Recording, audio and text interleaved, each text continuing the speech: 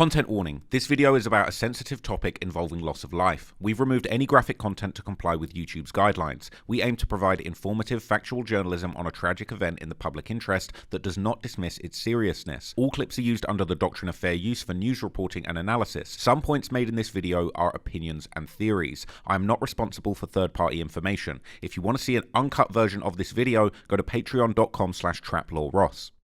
T Grizzley is one of the most buzzing gangster rappers to ever come out of Detroit. With deep ties to the streets and a mother and father who were frequently in and out of prison, the apple didn't fall far from the tree. And growing up, T would find himself in trouble with the law too. Despite being the first person in his family to attend college, studying accounting and finance, at university, T was a menace and became infamous on campus for burglarizing the dorms. I had like 40 laptops in there and like 20 iPhones. This is all stolen. Oh my God. So I'm shaking, I'm scared, like, damn, they about to go find it. You know what I'm saying? I'm sick. He went on the run and kept on robbing, eventually finding himself on a lick gone wrong, catching a case for a failed attempt to rob a jewelry store. I pulled the hammer out, boom, hit the glass. My man's go to grab the whole platform of watches, Rolex watches. All you hear is freeze.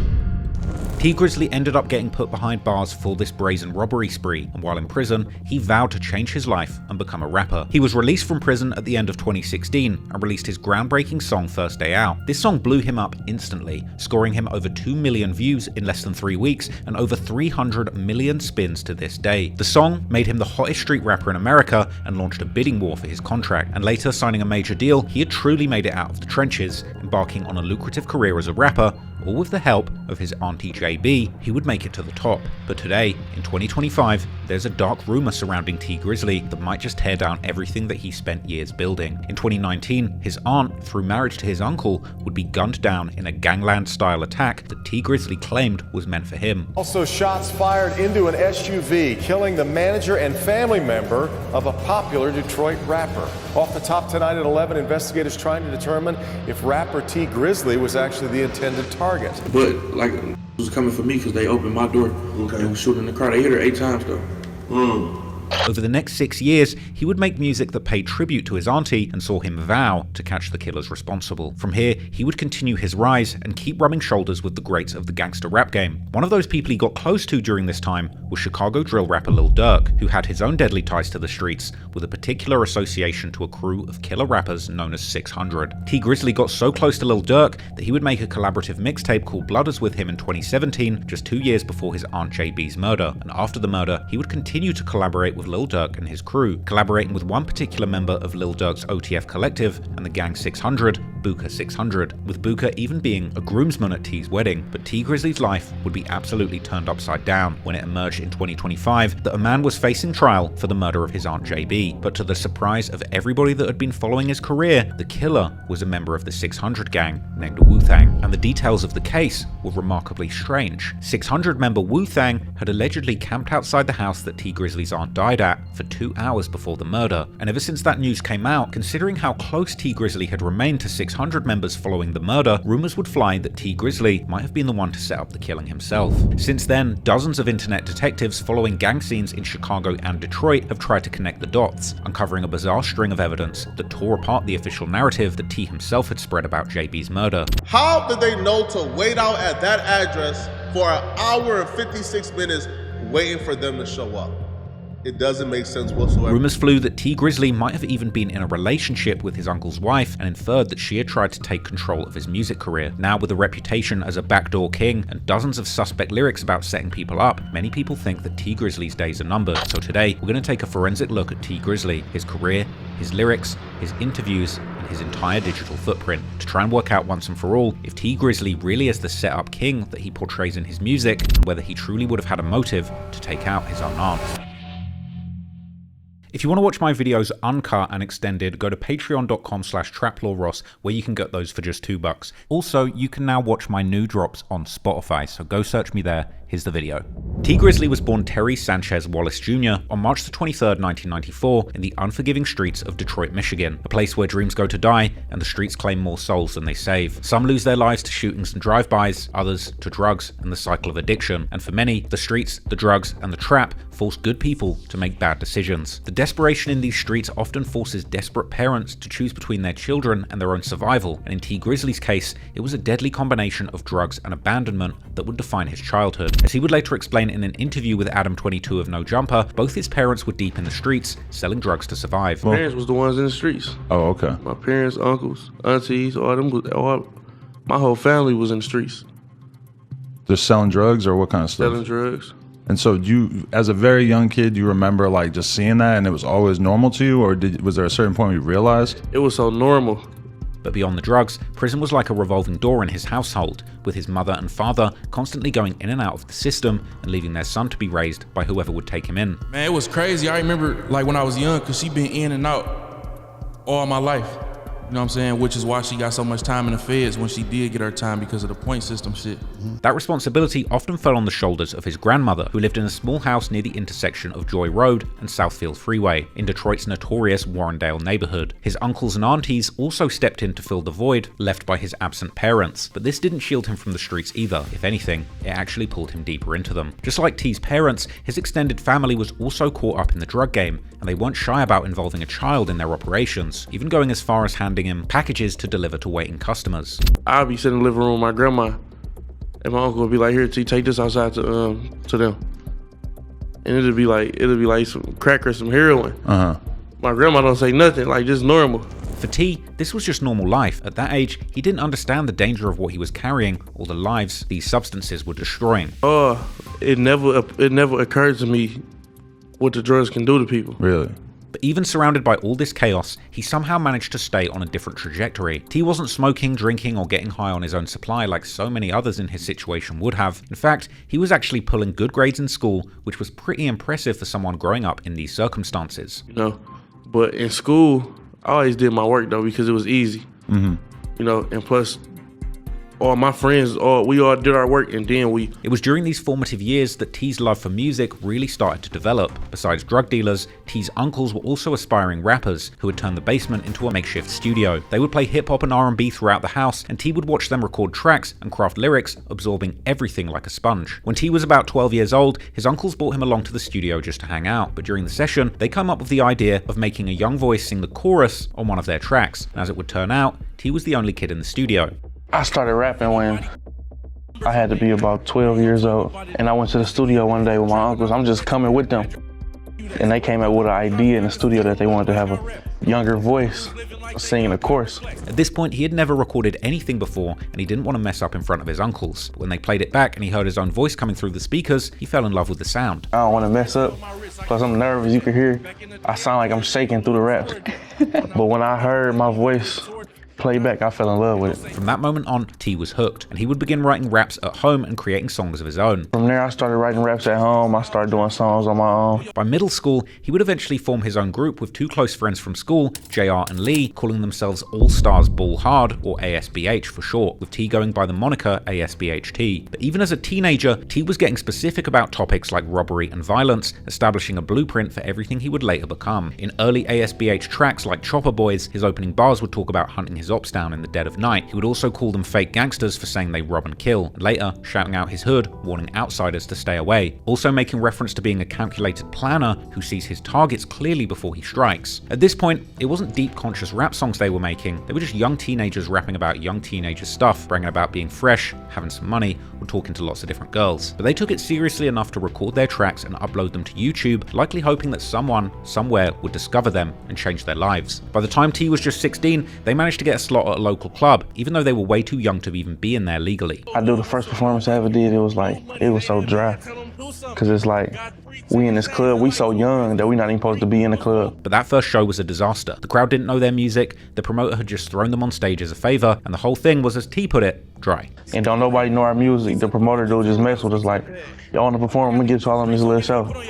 But ain't nobody know nothing, so it was just so dry, like, This was the kind of humbling experience that either makes you quit music or makes you hungrier. Despite the rough start though, T would continue grinding. He was studying Detroit legends like Blade Icewood and the Street Lords, learning from the artists who had managed to make it out of the same neighborhoods that he was trying to escape. But even as T chased his musical dreams, the streets continued to take a toll on his family. In 2011, when T was just 17 years old, his mother got caught in a federal drug trafficking investigation that had been building for months. According to court documents, T's mother, LaToya, had left home at 13 to escape physical abuse from her stepfather and abuse from her uncle. At 14, she would meet T's father, Terry Wallace Sr., who himself was a drug dealer. She became pregnant with T and would be caught up in the web of her partner's criminal lifestyle and her own struggle with addiction and mental health issues that went undiagnosed for years. And to make matters worse, LaToya had developed a serious criminal history that stretched back years. She'd been convicted of escape in Superior Court of Lake County back in 1999, possession of cocaine in 2004, and delivery manufacturing of controlled substances in 2006. So the feds knew exactly who they were dealing with. They'd been conducting controlled buys from LaToya using undercover officers, recording evidence of LaToya selling crack cocaine on multiple occasions, twice in September and once in October. Each time the agents would purchase crack cocaine from her using marked money, and each time they would test the substance to confirm if it was cocaine base. When LaToya finally went to court in 2014, she ended up getting sentenced to 188 months. That's over 15 years in federal prison. The judge recommended she be placed in an institution with a comprehensive drug treatment program, but the bottom line was Terry's mom was going to be gone for a very long time. Losing his mother to the federal system was devastating, but in a twisted way, it wasn't entirely unexpected. LaToya had been in and out of prison throughout T's entire childhood, so he had already learned to live with her absence. But from here, it only got worse. Just 1 year later, during the summer of 2012, the streets would claim another victim from Terry's family. This time it was his dad, Terry Wallace Sr., who was murdered in the streets of Detroit. You know what I'm saying? I done been through, you know what I'm saying? My pops got killed a couple years ago.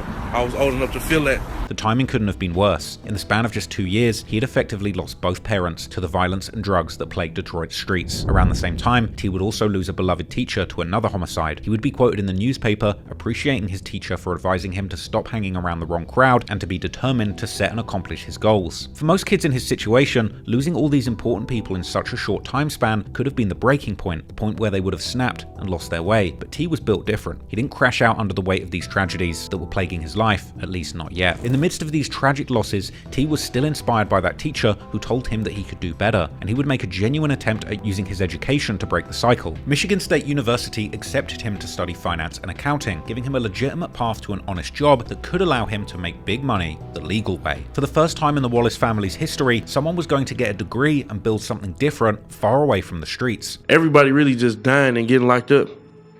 And I got this acceptance letter to college, so it's like, I gotta do this. Right. Or it ain't gonna be nothing else to do. College was supposed to be T's fresh start, but instead, it would become yet another finesse, because unfortunately when he went to college, he took his gang ties with him and began to use the campus as a lick, committing robberies all over the university. But before we get to the case that would send T Grizzley to prison for years, let's take a closer look at the vicious Detroit gang that taught him how to rob. Coming into the 2010s, Detroit, Michigan was a city on the verge of bankruptcy. Following the collapse of the city's lifeline, its auto industry, which had been going through some extremely tough times, culminating in 2008's global financial crisis. The situation at both Chrysler and General Motors is dire. The Treasury Department threw GM a $2 billion lifeline Friday, bringing its total bailout to $15.5 billion. GM must drastically restructure itself by June 1st to avoid bankruptcy, which many analysts and GM employees feel is inevitable. You know, everybody's looking at the big picture, about filing bankruptcy. So we don't know what's ahead. In the following years, the city would often top the list of the most dangerous cities in America, as well as being the poorest big city. Violent crimes were 5 times the national average, and the city's police were embroiled in all kinds of corruption allegations. Even the city's former mayor would go down in a massive RICO case. Recognizing that the city was in shambles, the United States Attorney for the Eastern District of Michigan at the time, Barbara McQuaid, would assemble the top federal and local law enforcement leaders from different agencies, establishing the Detroit 1 Violent Crime Reduction Initiative. We stand together as a community. We work together for a peaceful Detroit. Violent felons caught with guns in Detroit will face long federal sentences. We are Detroit 1. At the core of the Detroit One initiative was an aim to identify and prosecute priority offenders, which they colloquially called the trigger pullers, as well as dismantling violent gangs and criminal organizations while engaging the community to act. This would also be taking place at a time when law enforcement and academics were beginning to pay increased attention to the social media activities of street gangs, as well as beginning to utilize the RICO laws again to bring down these gangs. And between 2012 and 2017, over 100 gang members were charged in more than a dozen racketeering cases in Detroit, including nationally affiliated gangs like the 7 Mile Bloods, Bounty Hunter Bloods, Rollin' 60s Crips, Latin Counts, and smaller sets like the Band Crew, Young and Scantless aka YNS, and 6 Mile Cheddar Grove, just to mention a few. But most important to this story is a gang also mentioned in the list, known as Related Through Money, or RTM. Well, technically RTM was more of an alliance of several rather small neighborhood cliques that included YFN, aka Young Fresh N-Words, YNF, aka Young N-Words Flexin', and BSM, aka Bang Squad Mafia, which was apparently also the clique claimed by T Grizzley himself, who would often tweet how there was only a few members in the clique as a whole, and how already in 2013 he was the only member of Bang Squad that wasn't locked up. These three crews formed the core of the alliance, at least according to the feds, while other associated cliques included crews like PNF, aka Paid in Full, SMN, aka Self-Made N-Words, and of course also T Grizzley's rap group, All Stars Bull Hard, aka ASBH. What it is, King T? What it is, King T? What it is, King T?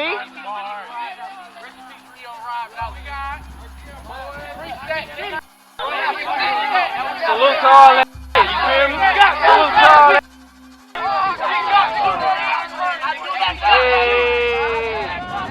According to the authorities, Related Through Money, aka RTM, or RTM the Mob, was a criminal street gang that operated in northwest Detroit in an area they called the Scud Zone, which they would sometimes stylize by replacing the O with a 9, which refers to Exit 9 off the Southfield Freeway that takes you to the neighborhood, or more specifically, to Joy Road, which marked the southern border of their territory and the main road that they were repping. While the other borders, according to the feds, being the Southfield Freeway in the west, Plymouth Road in the north, and Greenfield Road in the east. The neighborhood is officially being known as the Joy Community, and according to Redditors, RTM would get started in the nearby Frank Cody High School, where many of the small cliques repped their own crews, until early 2011, when members of YNF, YFN, and BSM would, according to the feds, attend a meeting with the objective of reducing conflict and enhancing their ability to make money by any means necessary. Now, the feds would make it sound like these were some mafia families coming together to create some kind of La Cosa Nostra, but really, it should be made clear that the majority of these members were still just underage kids at this point. Nevertheless, Detroit is a city with a long gang history, and members of RTM would allegedly have associations and affiliations with several traditional gangs, such as the Insane Vice Lords, Westside Pyrus, and Bounty Hunter Bloods, as well as some more homegrown sets like the 8-2 Headbanger Bloods, who T Grizzley's little brother Baby Grizzley, also known as Joy Road Mama or RTM Mama, is allegedly a member of. His affiliation as a Blood seemingly going all the way back to his childhood. RTM would represent themselves regularly on social media, including dropping music, which wasn't limited to just crews like T Grizzley's All Stars Bull Hard. However, according to the feds, RTM also had beef with numerous rival gangs, including the previously mentioned Band Crew, known as 2-2 Band Crew, who were often considered RTM's biggest ops. Hey! Like who? Anybody. DJ! Oh, shut this down at the carnival. Thick as hell. We thick as hell.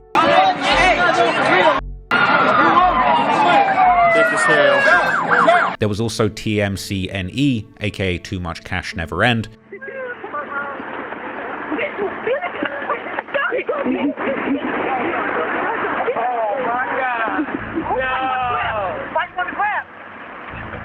MVHN, aka Most Valuable Hood N-Words, YPB, aka Young Paid Bosses, YGB, aka Young Gutter Boys, BBC, aka Black Boys Cash Out, FAMO, aka Family Over Everything, TNO, aka Trust No One, and RNI, aka Real N-Words in Charge. Besides dissing each other on social media, these crews would often post videos of them confronting each other in real life, often leading to fights. Sometimes these fights would even end up on the local news. Carnivals are supposed to be fun. You're supposed to see bright lights and hear laughter, but instead this is a carnival on a Saturday night. There are no lights, and the laughs turn to screams after someone pulled a gun during a fight.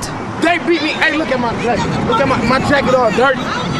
My jacket all dirty. My rims hurt. They were stomping me. A carnival brawl in the middle of the day. A swarm of flashing lights from the Northland parking lot clear down 8 Mile and beyond. For hours, no matter where you looked, you'd likely see a group of kids getting arrested. Fox 2 cameras were rolling when police surrounded this group of at least 8 teenage boys. One by one, they were cuffed and loaded onto a Detroit police van as parents pleaded with officers not to arrest their sons. Police say it was a planned fight involving at least 7 gangs. I seen it was a whole bunch of gangs and groups across the street towards Taco Bell, and when we was getting ready to leave, all I seen was them just all running towards each other, you know what I'm saying, acting like they about to attack. They all got into it, they was finna fight and stuff like that, and then the boy had put out a gun. Then everybody started going crazy, running up 8 miles, 7 miles. And a lot of police just started coming and all that, so that's when everybody started getting on. The police started making everybody disappear, and that's when they said they shutting the carnival down. As many Detroit natives who grew up in that era have recalled on social media, these crew beefs were wild, and many seem to look back on this era with a mix of fear and nostalgia at having survived those wild years. Even in the local news, the name of RTM would first be mentioned already in the summer of 2011, the supposed starting year of their alliance, when 15-year-old Antonio Fletcher was charged for allegedly shooting into a crowd at a graduation party, injuring 3 people, after he and his friends had allegedly barged in yelling the name of their crew. Fletcher would eventually plead guilty to 1 count of assault with intent to murder and felony firearm charges, and he would be sentenced as an adult. But as you might guess, the violence unfortunately didn't stop at failed attempts. During one particularly heated beef in 2012, a 16-year-old member of the band crew called YNC Squid, real name Marcus Cole, would allegedly shoot a member of RTM called YNF Josh in the face, causing RTM to go on a weeks-long hunting mission looking to get revenge on Squid. Then in May 2012, RTM would allegedly catch Squid walking on the Evergreen Road, where they would gun him down. The triggerman, according to the feds, being the alleged leader of the RTM subcrew YNF, called CEO Tay, real name Deontay Matthews. After the murder, a rival member of RTM would openly mention Tay's name in relation to the murder on social media, while friends of Squid would put out somewhat less direct posts that would still clearly connect RTM to the murder. And of course, RTM members themselves couldn't help but post their own messages dissing Squid. In fact, T Grizzley himself didn't shy away from openly dissing Squid too. In 2013, his All Stars Ball Hard crew would release a song and music video together with a crew called Stunt Hard Hot Boys titled Hey N-Words, where T can be seen wearing a shirt saying RIP Squid, this clearly being a way to troll the band crew. YNF Josh, the guy who had been allegedly shot in the face by Squid, would himself tweet how RTM had gone crazy after he'd gotten shot, while also mentioning how despite getting shot in the face, he had ultimately suffered little if any long-term injuries, while clowning how Squid had allegedly been running away from him while doing the shooting. But RTM would of course also suffer their own losses, one of these taking place around a year after the murder of Squid, when their member called YNF Nitty, real name Franklin Thomas, was shot in the head during a large fight. But the details of his death remain shrouded in mystery. However, what is very much detailed by the feds is that the members of RTM were acting completely out of control around this time, allegedly committing crime after crime, ranging from numerous armed carjackings,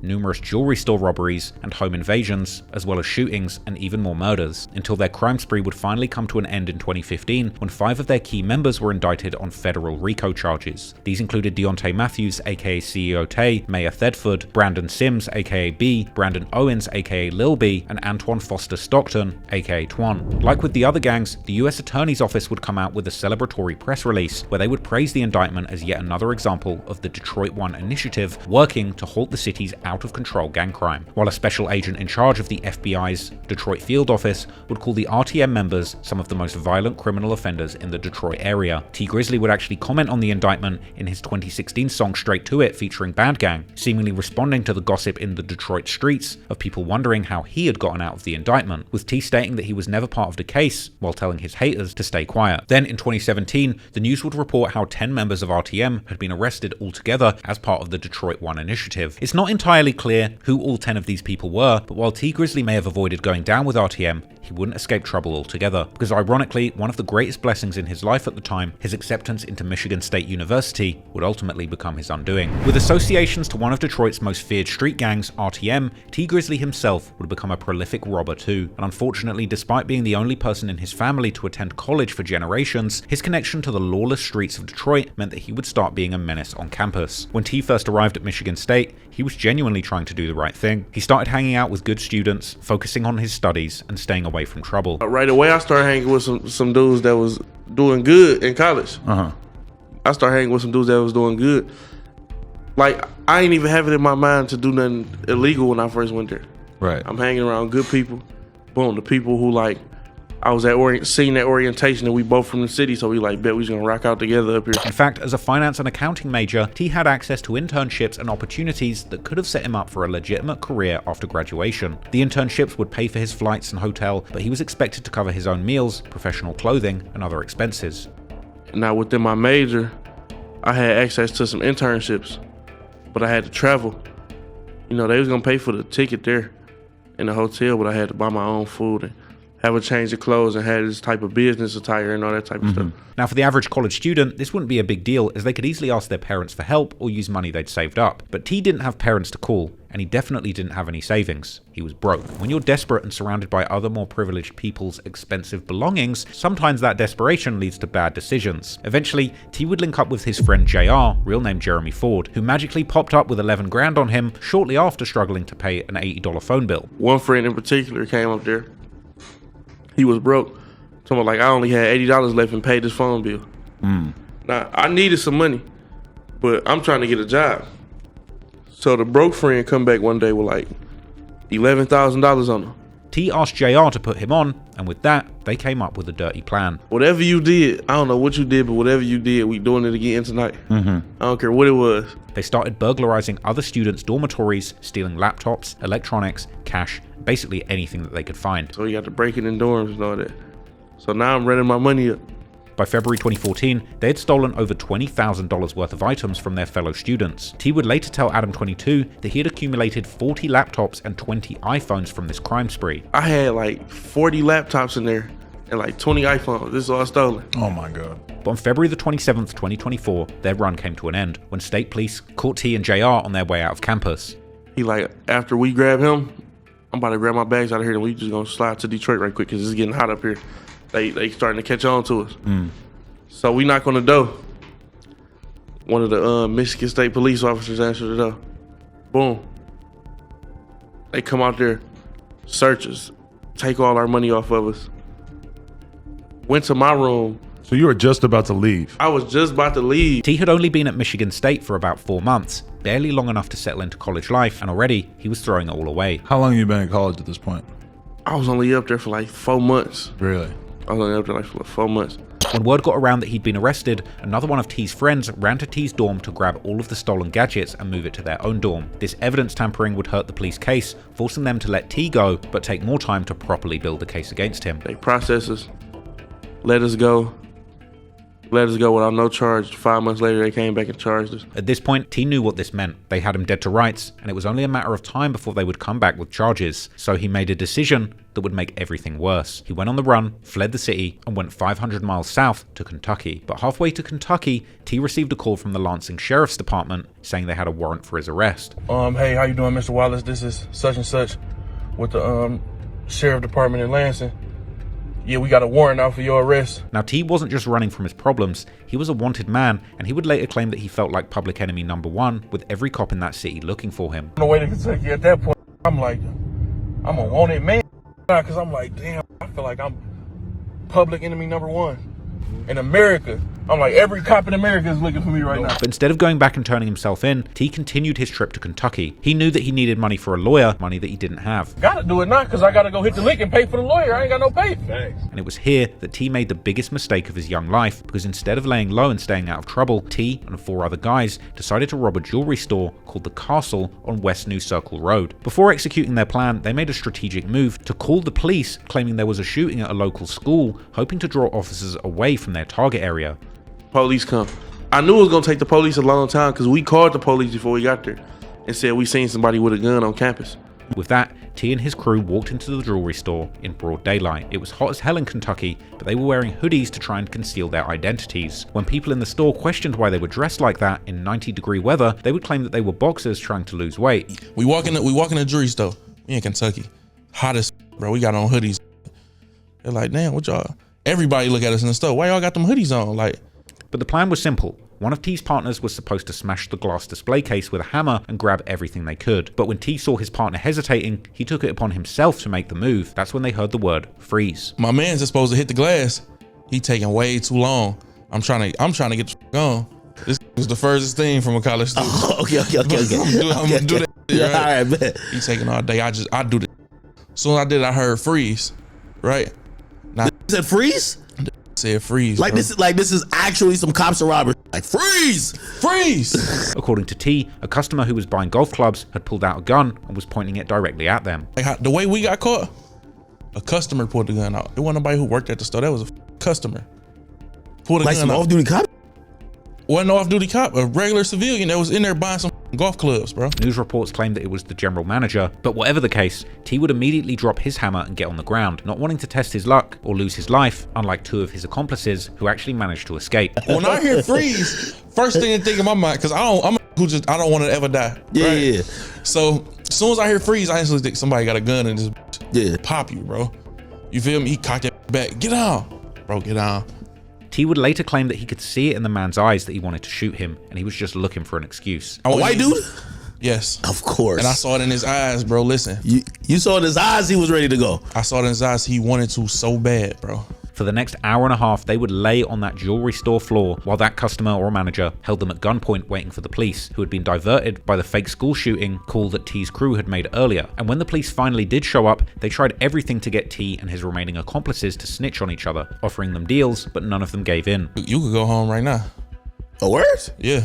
You go home right now. Just tell us who put the plan together. Like, what happened? The conditions in the Kentucky jails were brutal, and reportedly, this is one of the worst facilities in the United States. And once locked up, T realized that his court-appointed lawyer barely gave a damn about his case, so he would pick up the law books himself and begin reading about similar cases. So I look in the law book, I'm damn, all right, bet. Like I start finding. I ain't got no money for no lawyer, so I got a court appointment. He don't really give a feel me? I'm looking through the law book. Through all of that research, T and his co-defendants would discover that their case didn't have to be armed robbery under Kentucky law and could be knocked down to destruction of property instead. Oh, we ain't never make it out to juries though, so they can't call it a robbery. This is destruction of property at the most. And when the prosecutor finally offered them a deal of 5 years with only 10% to be served, T knew that they had to take it because going to trial as an out-of-town defendant with no connections would mean getting made an example of. Prosecutor, come. All right, bet we'll give y'all 5 years, 10%. Y'all do about 9 months and then get out. But I'm like, bro, if we go to trial, they gonna make an example out of us. We from out of town, we don't know nobody down here, we ain't got no lawyer. We taking this deal straight up. And with that, T was sentenced to just 9 months in Kentucky for the jewelry store robbery, but his legal troubles were far from over. While he was already serving that time, Michigan came calling for the dormitory robberies at Michigan State, and they wanted T to face justice. The transfer from Kentucky to Michigan came with an unexpected highlight when the transport officers apparently let them stop to get McDonald's. They let us stop at McDonald's though, that was the highlight. I've been locked up for about 2 years.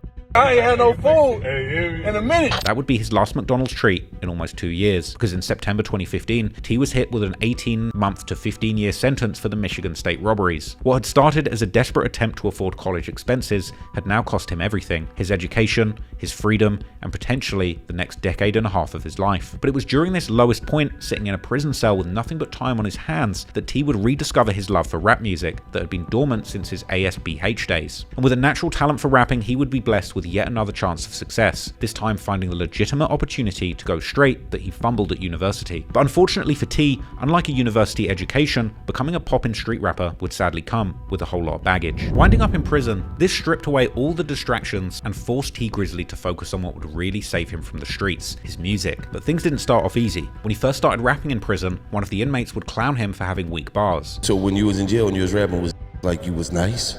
I ain't gonna lie, told me I was weak as hell at first. Told me it was weak. I'm like, listen to this. But beyond the criticism, this inmate would also explain to T that his songs had to be so universal that everyone who listens to it would not only understand and relate, but also feel it. So when you make a rap, you gotta be kind of universal where everybody can understand it and everybody can relate to it and feel it. Don't say something that you just like and don't nobody else like. That criticism would make T realize that he had only been rapping about things that would fly over most people's heads. I gotta kind of get more universal with it. You know what I'm saying? With this newfound insight, he would begin writing obsessively, using his life as material for more relatable bars and crafting what would eventually become his entire debut mixtape while serving that sentence. I wrote CDs on I wrote over 100 songs. Everything on the mixtape was true. Everything I said on the mixtape was like what's so unique about it to me is everything I said on the mixtape actually happened. The people that I name is like actual people. The situations was actual situations. On October the 16th, 2016, after serving nearly 2.5 years behind bars, T walked out of prison with nothing but a plan. He had the whole strategy mapped out, starting with getting his driver's license so he could easily get around the city. What was the plan? My plan. So I'm like, all right, bet. As soon as I come home, I gotta get a license. You feel me? So I can get back and forth to where I gotta go. That's the first order of business. Now he needed money for studio time, but this plan would hit a roadblock when his parole officer would present him with an ultimatum to either get a job within 2 weeks or get locked up again. When I came home, my PO like, listen, you need a job within 2 weeks or you getting locked back up. And I'm like, damn. My whole plan, I ain't got time to get my license.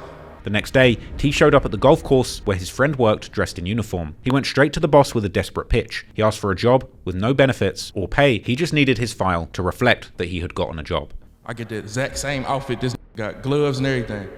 I go talk to the boss. I'm like, listen, you ain't gotta pay me. You ain't gotta do nothing. I ain't got my ID. I just need to have on file that I got a job, that I work here so I can show my PO. While working at the golf course, he started reaching out to anyone and everyone he knew desperate for financial assistance to pay for studio time, but no one would spot him money, not even his family. So I'm working up there. Meanwhile, I'm asking my people, like, bro, let me hold like $250 so I can buy some studio time. Like, all right, bet, when you gonna give it back? I'm out to $250. When I'm gonna give it back, bro? I just got out. It's $250. In fact, family members dismissed his musical aspirations, telling him his dream was impossible and he should get a real job. But there was one person who believed in him when no one else would, and that was his aunt, Jobina, JB Brown. JB was married to T's uncle and had been in his life since he was a teenager. And while everyone else saw a convicted felon with impossible dreams, JB saw potential and would be the only person willing to invest her own money into T's music career. As JB herself would post on Instagram, she had been one of the biggest supporters of T's rap career ever since the early days of All Stars Ball Hard, with her even selling their CDs out the trunk of her car. And the two had for a very long time a very special type of bond, with Jobina even posting several times how they've had many conversations that can't be repeated, likely due to their deeply personal nature, while T Grizzley himself would ominously post on his Facebook that if JB dies, he can't tell the story because he's dying with her, showing the extraordinary bond that these two shared. At one point, JB was even so busy with T Grizzley's music career that she lamented on social media that she didn't have time for a relationship, with eyebrows being raised when T Grizzley made a response that suggested she didn't need a relationship because she had him. But anyway, with the help of JB, ASBHT would transform into T Grizzley, and a week after his release, he was in the studio, recording the song that had been brewing in his mind throughout his entire prison sentence. That song would be called First Day Out, and on the track, T simply told his story, the story of a young man who had lost everything and was determined to rebuild his life through music. He opened with bars speaking on how people had hoped for his downfall and how he stood his ground and was now using his success to prove those same people wrong. From there, he dove into the first verse, reflecting on how being broke affected him and recalling moments when he asked for help but was ignored. He would then go on to brag about success, now driving luxury cars and living a lifestyle far removed from his struggles. In the second verse, he shouted out JR, the same homie who had been with him when they were both arrested for the Michigan robberies, and would make it clear that his loyalty was a non-negotiable, telling his homies to kill him if he ever snitched because he would do the same to them if they snitched. After recording the track, they shot the music video outside the same correctional facility where T had actually been locked up, with him wearing the same clothes that he had on when he was released from prison. And it was JB who made this all possible. When T needed money for studio time, beats, and the music video, she stepped up when no one else would, taking on the role of his manager. The video for First Day Out was uploaded to YouTube on November the 7th, 2016. At the time, T had only 1,500 followers across his social media platforms, but within a few minutes of the video dropping, it had gained over 200,000 views. We refreshed that. It had 200,000 views, same night. Within a few minutes, 200,000. You ain't put no ads and none of that on it? How? You don't even know nothing about it. I had 1,500 followers. You feel me? No marketing, no promo, no none of that. I ain't know about. Listeners in the comments were instantly hooked, with some claiming it had the hardest beat drop they had ever heard. And over the next 3 weeks, First Day Out would rack up over 2 million views on YouTube, and it would go on to rack up well over 300 million views on the platform. T even got a huge cosign from NBA superstar LeBron James, who posted the song on his Instagram, exposing the track to his millions of followers. This single post apparently tripled T's record sales overnight. My record sales tripled after LeBron put that up. Shout out to LeBron James, you done made me a couple dollars. And then the bookings started coming in. About a week after dropping the video on YouTube, T got his first major offer worth 50 grand to perform in Ohio, despite the fact that he only had this one song out at the time. Hey, we want to book you in Ohio, Cleveland. We got 50,000 for you. I ain't never had 5,000. I ain't never had 5,000. You feel me? We got 50,000 for you. I'm like, what? I only got one song. Like, I went on a whole tour run performing one song, bro. And shortly after that, Jay-Z, notoriously inactive on social media, actually tweeted out that T Grizzley had the hardest song out. For a young rapper from Detroit who had just gotten out of prison, having Jay-Z co-sign his music was like winning the lottery. Jay-Z shouting you out, what does that feel like? I'm sure that he's somebody that you grew up listening to. Definitely, that was a lot of my family's favorite rapper. You know, that felt good. That was one of the best days in my music career when I saw that. Then he started getting offers to sign to labels, but T was strategic about his decision. We first got a call from Interscope. We got a call from Atlantic. And it was like 2 other ones. And then 300 called. Of the bunch bidding for his contract, he eventually chose to sign with 300 Entertainment, which was distributed through Atlantic Records. The deal felt right because 300 apparently had a true understanding of T's artistry and wanted to support his vision wholly. Business, you know what I'm saying? But when 300 called, they was like, man, with you. You know what I'm saying? We trying to get you out here, like we behind you, you know what I'm saying? That felt good. I'm like, all right, bet. Now, following up a viral hit is one of the hardest things to do in music, but T was ready. He released Second Day Out, an extension of First Day Out on March the 10th, 2017. Just months after, once again he came in strong, claiming how he now had his eyes set on the bag and was determined not to let anyone slow him down. The music video itself opened with T arriving at the cemetery where his father was buried carrying flowers. Once the beat drops though, the visuals switch up, cutting between shots of T dropping bars in the studio and performing at the cemetery. But unlike First Day Out, which surpassed 300 million views on YouTube, Second Day Out didn't come close to matching that level of success, managing to only surpass 1 million views since its release 8 years ago. While the track would get a lot of fans hyped up, it would also draw a mixed reaction, with some people claiming that it wasn't as good as his debut song. But after a shaky follow-up, less than 2 weeks after Second Day Out dropped, T would release From the D to the A featuring Lil Yachty. The song paid homage to both artists' home cities, with T Grizzley repping Detroit and Lil Yachty repping Atlanta. Clearly, T Grizzley was already getting to the bag at this early stage in his career, as the song was wall-to-wall with inspirational lyrics about how much money he was getting now that he was a popping rapper. But at the same time, T Grizzley also made it clear that even at this point in his career, people wanted him dead, and he was willing to defend himself. From the D to the A was the follow-up that fans were really looking for after First Day Out, and this song would eventually go 5 times platinum. He would follow this up with the mixtape My Moment. Dropping on April the 7th, 2017 via 300 Entertainment, My Moment captured T Grizzley's explosive entry onto the hip-hop scene following his prison release. The album channeled his raw trauma and was anchored by the viral hit First Day Out that established T Grizzley as the city's next big poppin' rapper. According to T, he wrote all of My Moment while serving his 18-month prison sentence. The track Day Ones mourned his imprisoned and dead friends. It was everything that fans had been waiting for, not just for T, but also for the whole of Detroit hip-hop. For years, the city had struggled to get mainstream recognition for its street rap scene. Now don't get me wrong, artists like Eminem, Trick Trick, Royce da 5'9", and Big Sean have truly put Detroit on the map for rappers, but T's success opened the floodgates for a new generation of Detroit artists with authentic ties to the streets who had been grinding for years but weren't getting the industry's recognition. Got signed, and I really opened up doors because I'm the first person to get signed to a label, you know, from the city that sound like how I sound. Some dudes come and get up under artists, and some dudes got other sounds from Detroit and make it like Eminem and Big Sean. But me, I got that Detroit culture, you know what I'm saying, and labels took to it, fans took to it.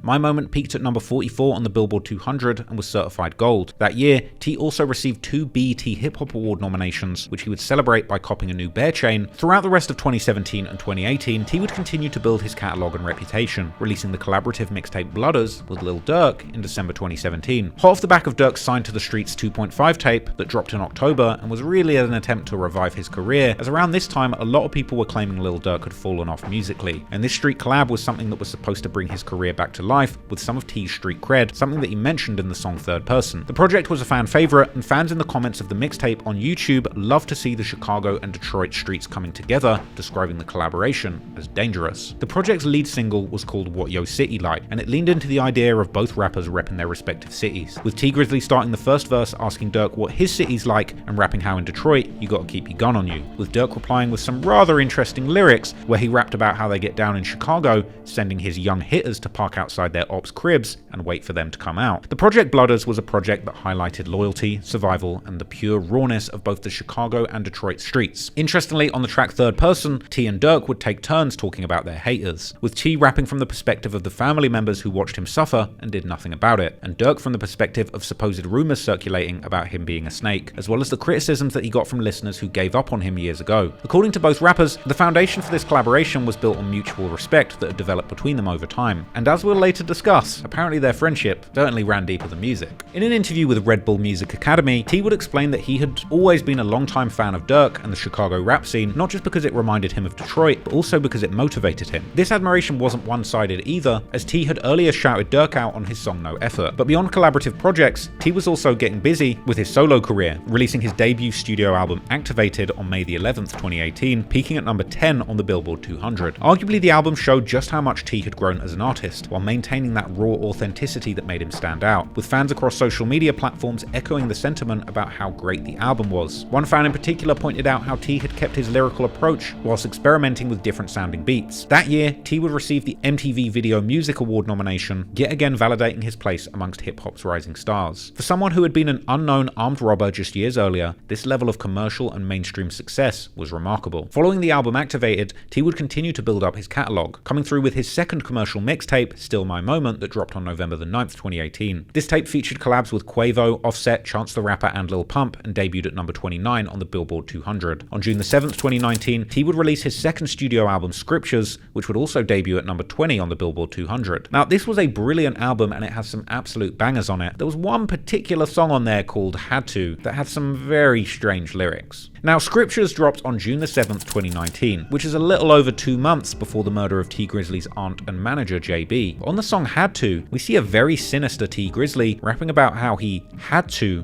betray and kill one of his own friends. The song plays out almost like a confession, where T Grizzley raps about being forced to set up and kill one of his own friends for getting in the way of his plans. Throughout the song, he raps about demons talking to him and telling him to shoot everybody and bury them. He raps openly about not simply being able to cut this person off because they know too much about his personal life, and how he still planned to take care of their kids and mother after killing them. He even chillingly describes having to attend a funeral and walk past the casket of the person who he just killed while thinking about witnessing and committing their murder, with demonic lines saying that he saw shock and disbelief in their eyes when they realized T Grizzley was the one who set them up. Now, T is talking about setting up and killing a male friend in the first part of the song, but as it progresses, he begins talking about a woman and rapping about how he played a woman just for and she fell in love with him. The song is a very strange thing to look back on, and while it's not necessarily evidence of anything more than T Grizzley being a vivid and creative storyteller, it frankly looks wild looking back at it now. Even if all it does is paint T Grizzley as having fantasies of setting up those closest to him and smiling in everybody's faces afterwards. But regardless of any fictional fairy tales on the mic, within just a few months of this track, a real life tragedy would strike in T Grizzley's real life, leaving a trail of very questionable clues and years of speculation as to whether T Grizzley was really living the questionable lyrics that he was dropping on the microphone. On August the 20th, 2019, T Grizzley had been at a studio in Detroit recording new music before leaving. Shortly before 9 p.m, T, JB, and their driver would arrive at a location on 3 Mile Drive, just off of Mack Avenue where T's cousin lived. According to T, he would beg JB to come inside the house, knowing how dangerous the streets of Detroit can be, but she would refuse, claiming that the house was too dirty for her, as she was apparently a germaphobe with very high standards of cleanliness. T would then, according to himself, go on the side porch alone and ring the bell, but it was taking a long time for anyone to open the door. And when the door was finally opened, he would suddenly hear shots going off behind him, making him hit the ground, as he was thinking that the shooter was about to come his way next, and he didn't have anything to protect himself with. At the same moment, T's cousin would run out with a gun, causing T to get up too and run towards the shooting. But when they got to the street, T's car was already gone, as was the shooter. This was because immediately after the shooting began, the driver would take off, driving to a nearby gas station next to the intersection of Buckingham and Mack Avenue. Here he would stop and try and get help after discovering the person in the back seat, Jobina Brown, had been shot during the incident multiple times, and she would unfortunately later pass away in hospital. The driver would give his account of events to police, explaining how an unknown shooter had opened the left side rear passenger door before opening fire, shooting Jobina multiple times, at which point he drove off and then called 911, stopping at a gas station where the police and medics would ultimately find them. But interestingly, while T had been with JB right before the shooting, for whatever reason, the person who would actually end up identifying her body after she would pass away at the hospital would be the rapper Sada Baby, who had become extremely close with JB after she had also begun to manage his music career. Now, we're not going to talk about the T Grizzley situation at all. We ain't got to. But I do want to say his aunt was actually your manager at one point. That's my baby. How did you feel when she got killed? Same way I feel now. That was sad, man. It's past sad. Yeah. I had to identify a body. Really? Yeah, man, because, yeah, I had to. Because you were just the first person they called at the time, or? I was the closest to kin that was at the hospital. Oh, because you're related to her? No? No, I just was the closest to kin at the hospital. Closest to kin. We'll discuss Sada Baby's feelings about the incident later, but for now, the rest of Detroit would receive the news of this tragic situation, hitting the most prominent gangster rapper in the city. The following day, the news of JB's murder would surface online, as TMZ would break the story, followed by numerous other outlets, particularly the local Detroit News. Also, shots fired into an SUV, killing the manager and family member of a popular Detroit rapper. Off the top tonight at 11, investigators trying to determine if rapper Grizzley was actually the intended target. He was with his aunt when those shots were fired on Detroit's east side. Jermont Terry is live tonight. Jermont, was the rapper hurt at all? Kimberly, tonight we know the Detroit rapper was one of 3 people inside that car when the shots went off. Now, when they're in that shooting, the rapper's aunt died, but he was not injured. Detroit police responded to the area of 3 Mile Drive just off Mack Tuesday night on the city's east side. They were out to collect evidence of multiple bullet casings regarding the deadly shooting here. It turns out someone opened fire on a black Chrysler with 3 people inside. Among those inside the vehicle, Detroit rapper Grizzley. Police don't know if the rapper was the intended target or not, but what's clear, his aunt, who worked as his manager, along with another young man, were all in the vehicle Tuesday night. That's when someone intentionally shot the vehicle, killing the 41-year-old manager. There were no immediate arrests following the shooting, while the people who had been close to JB would give interviews to the local media, talking about how much of a kind person she was. Well, Glenda, Detroit police tell me that homicide investigators are still working on this case, still trying to figure out what led up to the shooting here on 3 Mile Road just off of Mack. Meanwhile, those who knew Brown say she was kind-hearted and a hard worker. She was a sweetheart. She was a good person.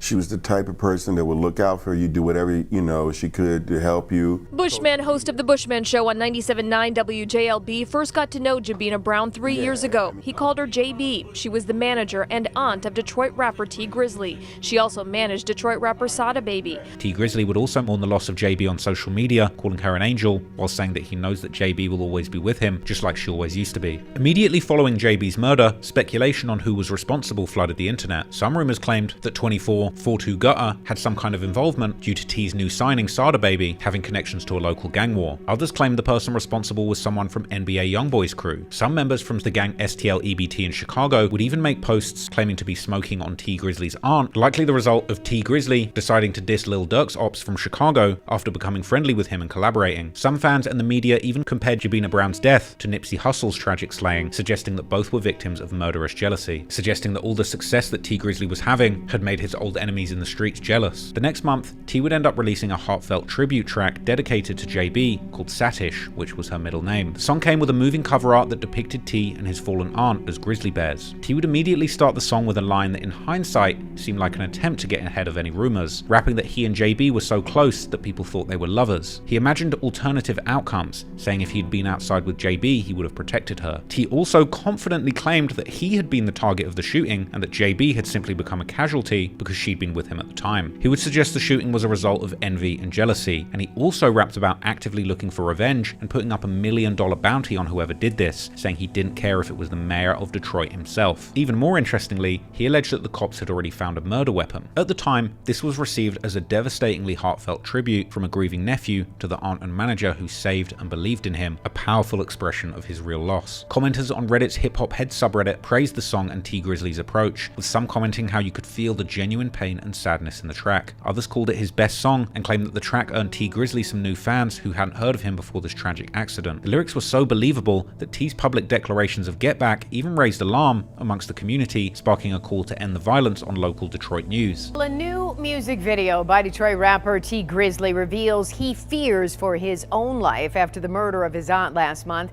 but there's talk of a bounty on the head of her killer, and it seems to promote a vicious cycle. 7 Action News reporter Rudy Harper is live tonight with the call of an activists to end the violence. Rudy, explain. And Carolyn, there are strong emotions in this song by the Billboard artist. For the first time, he's expressing his feelings, even rapping he fears for his own life. Dr. Kim Logan Nolan, a family counselor, reacting tonight to the rapper's lyrics, which seemingly encourages violence, including a bounty on the head of his aunt's killer. Rudy, we want to redirect the anger, redirect the pain. Dr. Logan Nolan says she's had firsthand experience de-escalating gun violence in the hip-hop community. I had opportunity to counsel a young rapper, and he lost a loved one through gunfire. And I said, what would bring honor to your loved one? Let's redirect the lyrics to something positive and productive. However, looking back at these lyrics now, it's almost strange how suspiciously confident T. Grizzley is about some of the details and motivations behind this murder, as well as being slightly eyebrow-raising at just how openly he was willing to admit that he was planning to put up money to have the people that did it killed. A strange move if you really were trying to plan a revenge murder in the streets. But regardless, behind the scenes, the police were seemingly hard at work. And despite T. Grizzley rapping on the song, released in September, that the police had a murder weapon, it wouldn't be until October the 19th, 2019, around 2 months after the incident and 1 month after the song, that police would arrest a man in possession of a gun and a stolen rental car that they eventually linked to the crime scene. But the story behind that gun would turn out to be much darker than anyone could have expected, as the gun and vehicle weren't in Detroit, they were seized 280 miles away in Chicago, and tied to a man named Jermaine WoohThang Whedon, a known affiliate of Chicago's violent and notorious 600 gang. Just 3 months after JB's murder, and 1 month after WoohThang's arrest, T. Grizzley would then sit down for an unexpected interview with WJLB's Big Dog Blast. Looking back at this interview now, it's frankly crazy, as throughout the entire interview, T was distractedly playing Call of Duty while casually recounting the tragedy of his aunt's death with a chilling detachment, with T at one point suggesting that gaming is like therapy for him. Let me capture that right quick. I'm capturing 8 rounds. Okay, boom, that's a capture. I'm about to kill. This keep you up all night? Yeah, hell yeah. Is this like some therapy for you?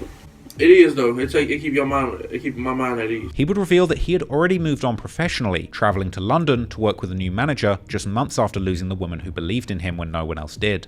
You was over in London for a while. Was that where you were? Yeah. What was happening over there? Was that just to get away? Were you working over there? A little bit of both? Yeah, a little bit of both for real. Okay. A little bit of both. I was over there working. I was over there working, and that's where my new manager, that's where he's from. Oh, yeah. You know what I'm saying? So we opening up a studio over there in the clothing store. Oh, okay. T reflected on JB's pivotal role in his career, how she quit her stable job to manage him full-time, pouring belief and her own money into his music when few others would be willing to take such a risk. She quit her job to start managing me. Yeah. Did you, when she said she wanted to do that, did you try to talk her out of it? No, hell no, I ain't trying to talk her out of it. Because she already had money, so she was already straight for real. Okay. And I really needed that. And I saw that she was the only one that really believed. She was the only one I could trust for real. You know what I'm saying? So I was all for it. Okay. T would be asked to recount the events of the night that JB was murdered, and he would go on to give a strangely casual account of that night, barely taking his eyes off the game of Call of Duty that he was playing. According to T, after leaving the studio on the night of the shooting, they headed to his older cousin's house. So the night everything happened, man, can you kind of go over that night with us? I know y'all was at the studio. I seen you on your Instagram. On your Instagram. Yeah, so we was at the studio with Guapo and Jay Swan or whatever. And I'm going over my cousin's house, my older cousin. Mm-hmm. He was real close with my pops, just like my pop's brother. Mm-hmm. And I always try to, you know what I'm saying, show him some love because that's another wound we really ain't healed from. Okay. You know what I'm saying? So I went over there. T would claim that he begged JB to come into the house with them, as well as inferring that this was in a dangerous area. But apparently, JB was a germaphobe who had a thing about not going into dirty houses and decided to wait in the car. And I was telling her, like, come in the house. And she like, no, I don't want to go in. I'm begging her to come in the house. Mm-hmm. You know what I'm saying? Like, certain areas, you just can't, you just got to move right. Right. You know what I'm saying? It ain't about where you at. I could go anywhere I want to. Right. But I got to move right. Right. You know what I'm saying? So if I'm moving right, can't nothing happen to me. So I'm telling her to come in the house. She like, no. Because JB was kind of like funny acting about dirty houses. Okay. And stuff like that. The house wasn't even dirty, but to her, she just a clean, real clean person. Okay. It's like, no, I don't want to go in them people's house. I don't want to sit on their furniture and all that stuff in there. I'm like, all right, I'll be right back. Apparently, as he was knocking on the side door of the house, the gunfire erupted behind him. My people's taking so long to come to the door. You know what I'm saying? Mm-hmm. And they finally come to the door. As soon as I see her, As soon as I see my auntie, she about to open the door. I just hear a whole bunch of shots going off. You know what I'm saying? Behind you. Behind me, I hear a whole bunch of shots going off. So, unarmed, T dropped to the ground while his cousin sprinted out armed, and he claimed that they ran towards the gunfire, but the shooters had already fled. So I get down because I'm thinking they about to come to the side and start, you know what I'm saying, shooting at me, and I ain't got nothing on me at the time. My cousin ran out with a gun. I'm like, perfect. So we ran out on the street. When we ran out, my driver was gone with no cars out there. I'm like, She was in the. So what was the vehicle? She was in the car, like yeah, she was in the car. She was in the car. Okay. She was in the car on the street. So my cousin ran out with the gun or whatever, and we ran out in the front to see what's going on and to, if somebody up on us, we gonna get them off us. So once we got outside, once we got in the front where they was at, my driver gone. There's no cars out here. T would claim to be confused at this point and said because he saw no glass in the street, it could have been an unrelated incident where nobody was hurt, and he said that he was actually mad that they fled without him. I don't even know what's going on at this point. Okay. So we in the front, I look in the street. I don't see no glass in the street, so I'm like, oh, they straight. You know what I'm saying? That's probably some, I didn't even think this had nothing to do with us. Okay. You feel me? Right. But my cousin still came out there with the gun though. So I was cool with going out there. I'm like, I ain't see no glass in the street. I'm thinking they heard some shots and pulled off. Okay. So now I'm mad now. Like, y'all heard them shots, why would y'all leave me over here? Right. You feel me? You could at least call me. After this, T would be incredibly specific, claiming that his driver called him back to tell him that the shooter specifically opened his door to shoot at where T had been sitting earlier and still decided to shoot JB regardless. You know what I'm saying? That my driver ended up calling me like, and told me what happened. So basically what happened, they walked up to my door and opened my door. You know what I'm saying? So opened my door, trying to get at me. Ended up hitting her up.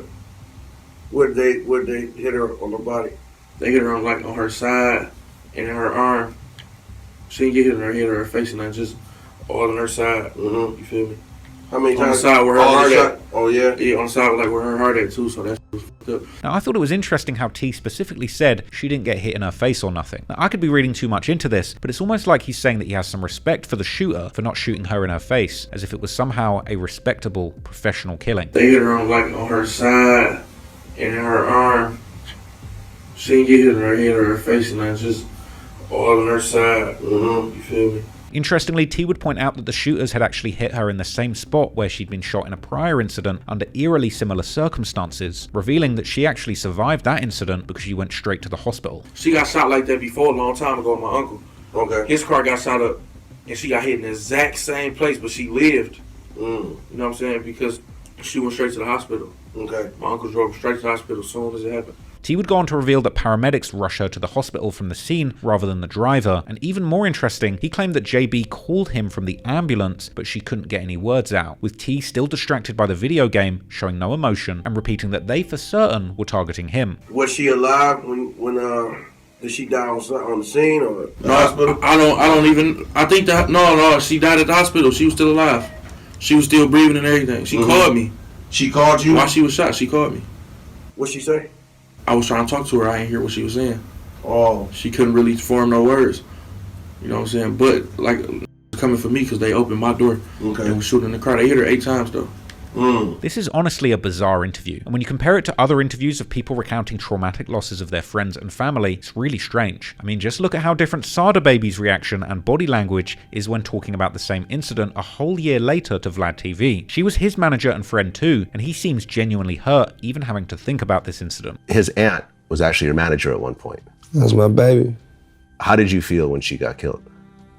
Same way I feel now. It's fucked up. That was sad, man. It's past sad. I feel like it just prepped me for this. You know what I'm saying? Still hurt though. I ain't gonna say it don't hurt at all. You feel me? Because when JB first died, I was in a real dark place. I can imagine. You know what I'm saying? They just me up and me up bad. I just asked her what she did. I asked her what she did twice. We gave her a kiss and left. Oh no, she died at the hospital. She was still alive. She was still breathing and everything. She called me. She called you? While she was shot, she called me. Well, I'm sorry, man. That's a tough situation to go through. I appreciate that, Vlad. Yeah. No bullshit. Yeah. I mean, I've had death in my life as well. Yeah, that's one of them strong ones. You know, it's funerals and it's motherfuckers you love that pass, and you know what I'm saying, you cry and all that type of shit. But then there's people that die that and it hurt. You know what I'm saying? When she her dying, it hurt. You feel me? It hurt me bad. So, you know, that's the I think about it a lot. Of course, revenge was in my head. My people was telling me like that'd be emotional. Right. You know what I'm saying? You can't just act on it. You know what I'm saying? Let the police handle it. So I just let the police handle it. Big Dog Blast would ask T Grizzley if he had any idea where the hit came from, and T would deny having any knowledge or suspects in mind. But to me, he's strangely talkative. Like, usually when asked something like this, where your homie has been killed and you're plotting your revenge, you would stick to the street code and not talk at all. But weirdly, T is uncharacteristically talkative and claimed that everyone around him was a suspect. And you have no idea where this came from? No, I ain't got no idea where it came from, but it ain't even matter where it came from. I felt like everybody was a suspect. Mm-hmm. I felt like everybody was a suspect. So even if a person wasn't a suspect, if I didn't like that person, it was escalated. My dislike for them was escalated times 10. Mm-hmm. So yeah, everybody was guilty around that time. Man. This just seems incredibly awkward and a little too talkative. And once again, when you compare this to Sada Baby, who when asked by Vlad TV if he knows who did it, he doesn't say a word. What was the situation around her death? It was a shooting, or? You can't do that one. Can't do that one? Okay. Yeah, because that case open, man. That case is open. Okay. And they haven't solved it yet, so. Okay. I got you. I didn't realize that. Yeah, it ain't no biggie. I don't got no problem with talking about my auntie, you feel me? But once they done with it, you feel me, I'll be the first to talk about whatever my talk about. T would go on to say revenge was on his mind, but then in a complete 180 from his lyrics on Satish, where he promised to kill those responsible and put money on their heads, T claimed that he had taken advice from his family and left things to the police. An interesting statement when you remember that WoohThang had actually been arrested a month before this. My people was telling me like that'd be emotional. Right. You know what I'm saying? You can't just act on it. You know what I'm saying? Let the police handle it. So I just let the police handle it. Once again, T would say with suspicious confidence that the shooting was targeting him and that his family had rightfully blamed him for the murder. Family-wise, was anybody blaming you? Yeah, they blame me because they feel like it should have been me. Mm-hmm. And it should have been because it was for me. You feel me? So I ain't mad at them for blaming me. If my little brother was in a car with somebody or somebody who I really love and my little brother get killed behind somebody else, I'm going to feel like you guilty. So I'm going to feel like you did it. Right. It's your fault. Big Dog Blast would prod further, asking T if he actually has serious street beef out here. Now, interestingly, as we've already covered his gang ties in this video, he clearly does have street ties. But it seemed more like he was part of a criminal gang who were more focused on robberies than murdering their ops, like the Chicago gangsters tend to do. So while T could have easily said his street ties are for real, he elaborated, saying that he doesn't have beef like that, and that people just envy him and want him dead for his success. A believable but slightly far-fetched claim in comparison to the narrative that there could have been a rival gang that wanted to take him out. With T saying specifically he knows the people who did it but doesn't have any beef with them personally, and they simply killed his aunt over jealousy. A reach in my opinion. So is it beef? Do you having a lot of beef out here? I ain't got no beef out here. They just don't like me. Why you think? Why would they? Why you think? Well, I mean, what? You haven't done anything? Is it your success? Is it something from your past? So don't nobody really know me personally. I don't know none of these personally. So you can't have no personal problem with me. You feel me? So what other reason is it to not like me besides what I got going on? That's the way I feel about it. Interestingly, T would continue trying to spin this narrative, suggesting that he's never even spoken to the people who did it, but he knows them. Then going on to contradict that, saying that the people who want him dead are mad because he's no longer in their life. Like, you see how we kicking it right now? Yeah. Most of the people that don't like me, we ain't even had this. You see what I'm saying? And I'm gonna tell you, go ahead. And if we did have this type of relationship where I was kicking it with them and they don't like me, it's because they did some and I don't fuck with them no more. And for me to not fuck with you no more, that mean a lot because you're not gonna find another like me. You will never find it again. 5,000 years ago by there'll never be another person like me. And I ain't even talking about just what I got, I'm just talking about like my heart. The type of person you are. You feel me? Now at this point, Big Dog Blast would infer that perhaps T Grizzley's history of robbing people could have been the reason that he was targeted. And ironically, T Grizzley kind of rejects this notion, and then suddenly seems to open up, saying that his own family left him for dead in prison. I've heard things, people, of course, when people know you from your past, they want to bring that up. Yeah. And what you heard about my past? just the things that you've done, you know what I mean? Yeah. And so, everybody got a past. Yeah. So when you start making the people going to say like, well, I remember this, he was doing that, or he ain't doing for his family and whatnot. Yeah. And when I tell them, I say, well, you know what, man, the conversations when people get to talking about this family, you got to understand what I believe in. Okay. See what I'm saying? Like a lot of my family members, like I was locked up for 3 years and some change. Okay. A lot of my family members, I forgot how their voices sound because they wasn't with me. Mm-hmm. You know what I'm saying? And they knew exactly where I was at. And I was 10 minutes away from the city, so they could have came and saw me. A stamp cost 20 cents. You know what I'm saying? Motherfucker get high, all this other type of shit. Left me for dead. And then when I came home, I was even willing to forgive them when I came home. I almost be like, all right, bet. Just help me, you know what I'm saying, take off with this rap shit. They ain't even believe in me. Ain't want to me on that. I'm like, all right, bet. I mean, how many chances you got to give a grown motherfucker? From here, we'd see another interesting tidbit as Blast asks T how his mother is doing, and surprisingly, he says she's doing great. How your mom doing? My mom doing great. I got a video visit with her tomorrow. Mm-hmm.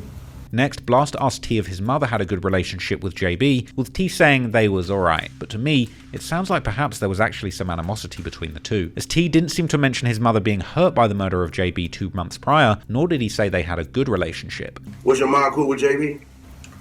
They was alright. Okay. T goes on to suggest that they actually had a bad relationship when JB stopped messing with T's uncle, who was his mother's brother, and he actually ends up saying something chilling here by accident, that your husband's sister is there for you, so if the relationship ends, they aren't going to be around anymore. It was right, because that was my uncle's wife. Okay. Which was your mom's brother? Yeah. Okay. My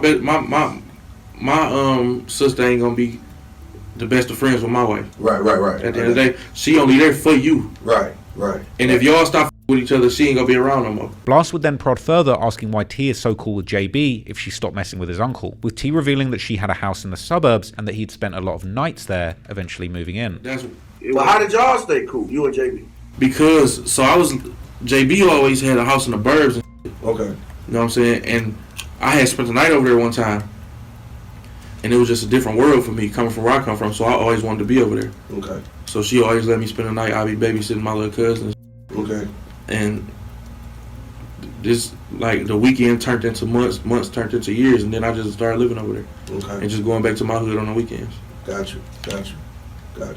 I'm on this going crazy. Blast would then ask how T is holding up, sort of inferring that he doesn't seem very emotionally disturbed by these events, with T brushing it off and claiming that he went through so much when he was younger that he was just prepared for things like this. It's been rough for you, man. You know, your mom in jail, your dad gone. Now, JB, how's your belief, like your faith, and where you at right now? I feel like I went through a lot of shit when I was younger to prep me for this. Mm-hmm. I come from a real abusive household. Mm-hmm. A lot of crackheads, a lot of alcoholics.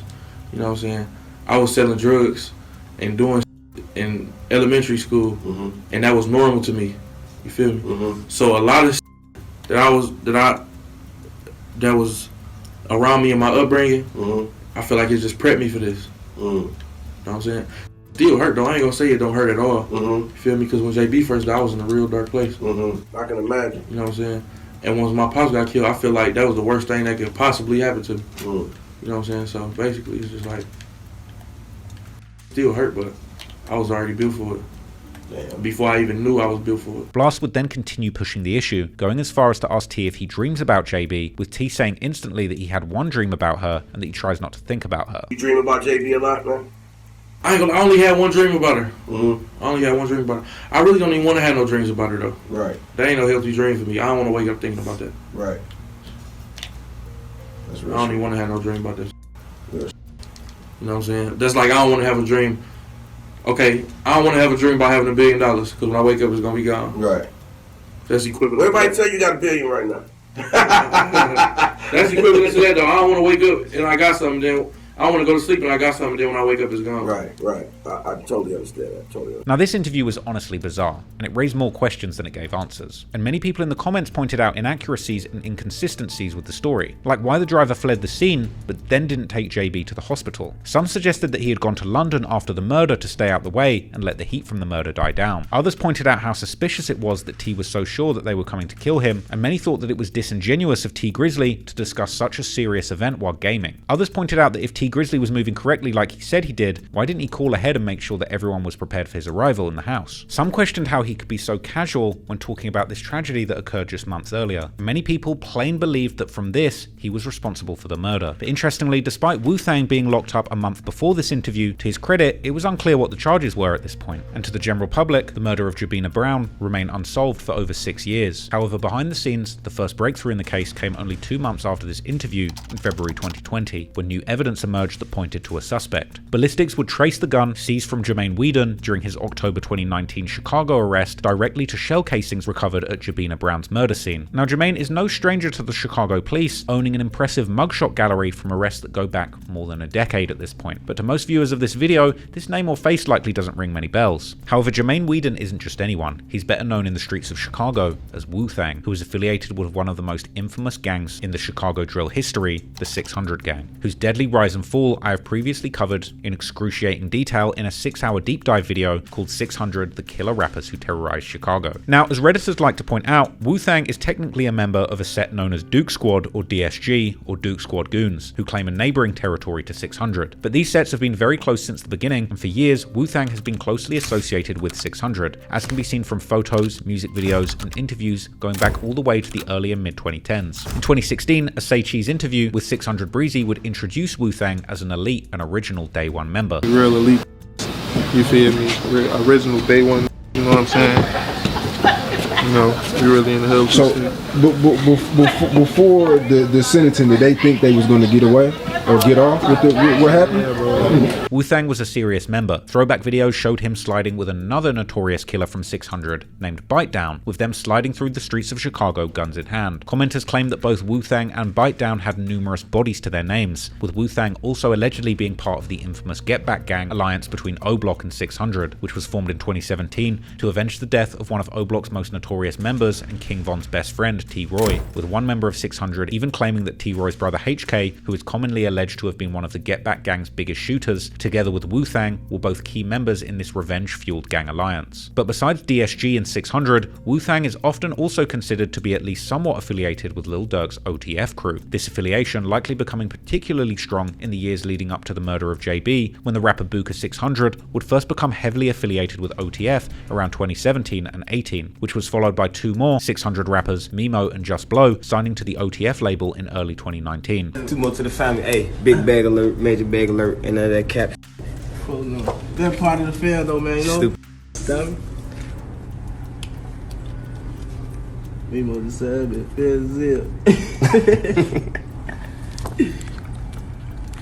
We shut down Saks in Atlanta for this. Lights off there. You know what time it is. Yeah. Time to turn up, bitch. Following these signings, in WoohThang's Instagram highlights, he can be seen rocking the OTF signature chain in numerous photos and videos around September and October 2019. This time period interestingly falls exactly between the murder of JB in August and WoohThang's arrest in late October. Yeah, you did. You say that, brother. Now, this timing may very well be a pure coincidence, but what hardly seems like a coincidence is the fact that 600, OTF, and their other Chicago affiliates have a personal connection to T Grizzley that goes back close to a decade at this point. T's connection with Chicago gang seemingly begun as he would become close with the 600 member Tay 600, aka Tay Capone, around 2017, with both of them having released their own First Day Out songs around the same time after getting out of prison. But Tay wasn't the only one from Chicago that T would associate with, and he could also be seen hanging out in the infamous O-Block projects, together with rappers Lil Reese, who's from the nearby Lamron set, as well as the rapper Booker 600, who's actually Tay 600's cousin, and as mentioned, a longtime affiliate of Lil Durk's OTF crew. Tell my dog he gotta start getting back on that, man. Go follow him. Yeah. Tell my get well soon, man.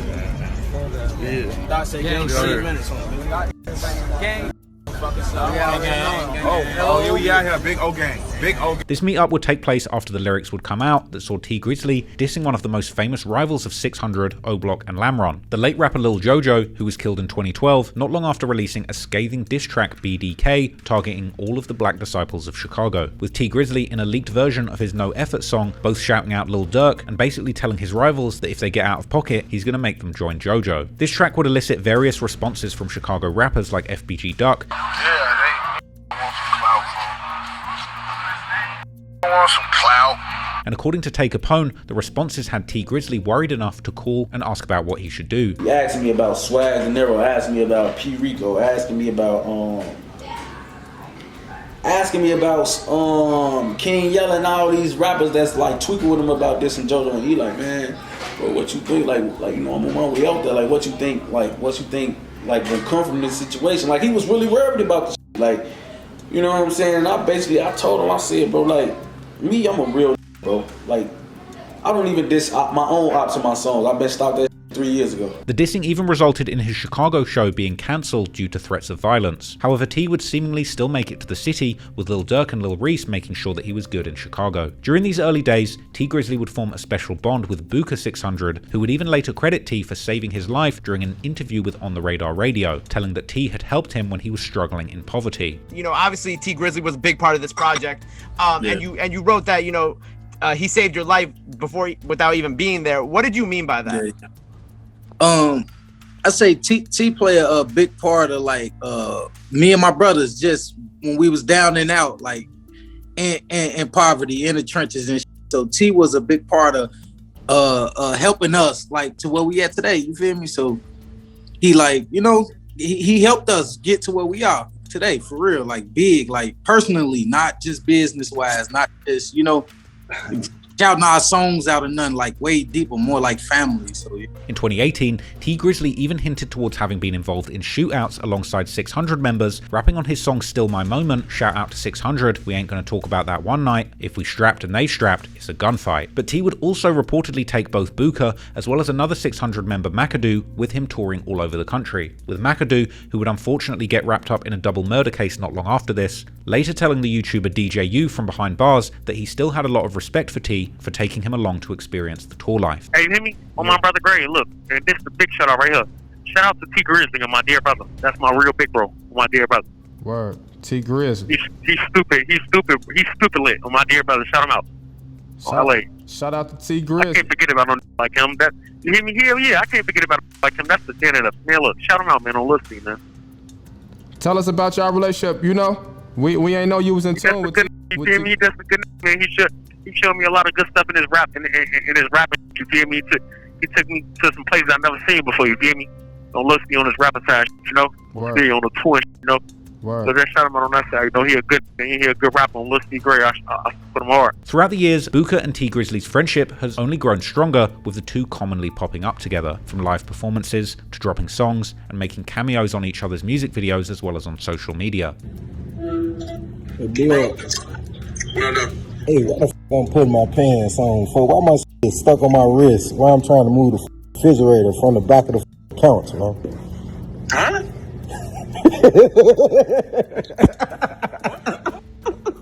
During T Grizzley's wedding in 2023, Booker would even play the role of groomsman, showing that the connection between these two went far beyond just the industry. But as many fans of T Grizzley are well aware, he also has a very strong connection with the guy responsible for Booker's career, Lil Durk. With Booker, according to Durk, actually having been the person who would introduce him to T Grizzley personally. When I first met T Grizzley, he met my little brother named Booker, and they was already rocking. They was like, I'm gonna bring T Grizzley to the crib. I'm like, let's get it. We get in the studio. And when he first came, we had a conversation for like 2 hours. We just talking. I'm like, damn, I really with him, you know? The friendship between T and Durk would also become very close very quickly, leading to their December 2017 release of a joint mixtape called Blooders. And the two have been sticking together ever since, often showing up with each other in real life and on social media, while also regularly releasing new music. But sadly, this friendship would actually end up ruining the relationship between T and his original Chicago contact Tay 600, as Tay had famously begun beefing with Lil Durk after the rumors of him snitching in the case against fellow 600 rappers Rondo No. 9 and C-Day would go viral, and the two had been going back and forth on tracks too, as well as on social media, where Tay would even claim that Durk was hating on him because he had been messing with the mother of his child before. Tay would also claim to the YouTuber 16 Shot 'em that T Grizzley had told him that he would never mess with some of the people on OTF after Tay had told him about his snitching allegations and the dissing against him that had been going on.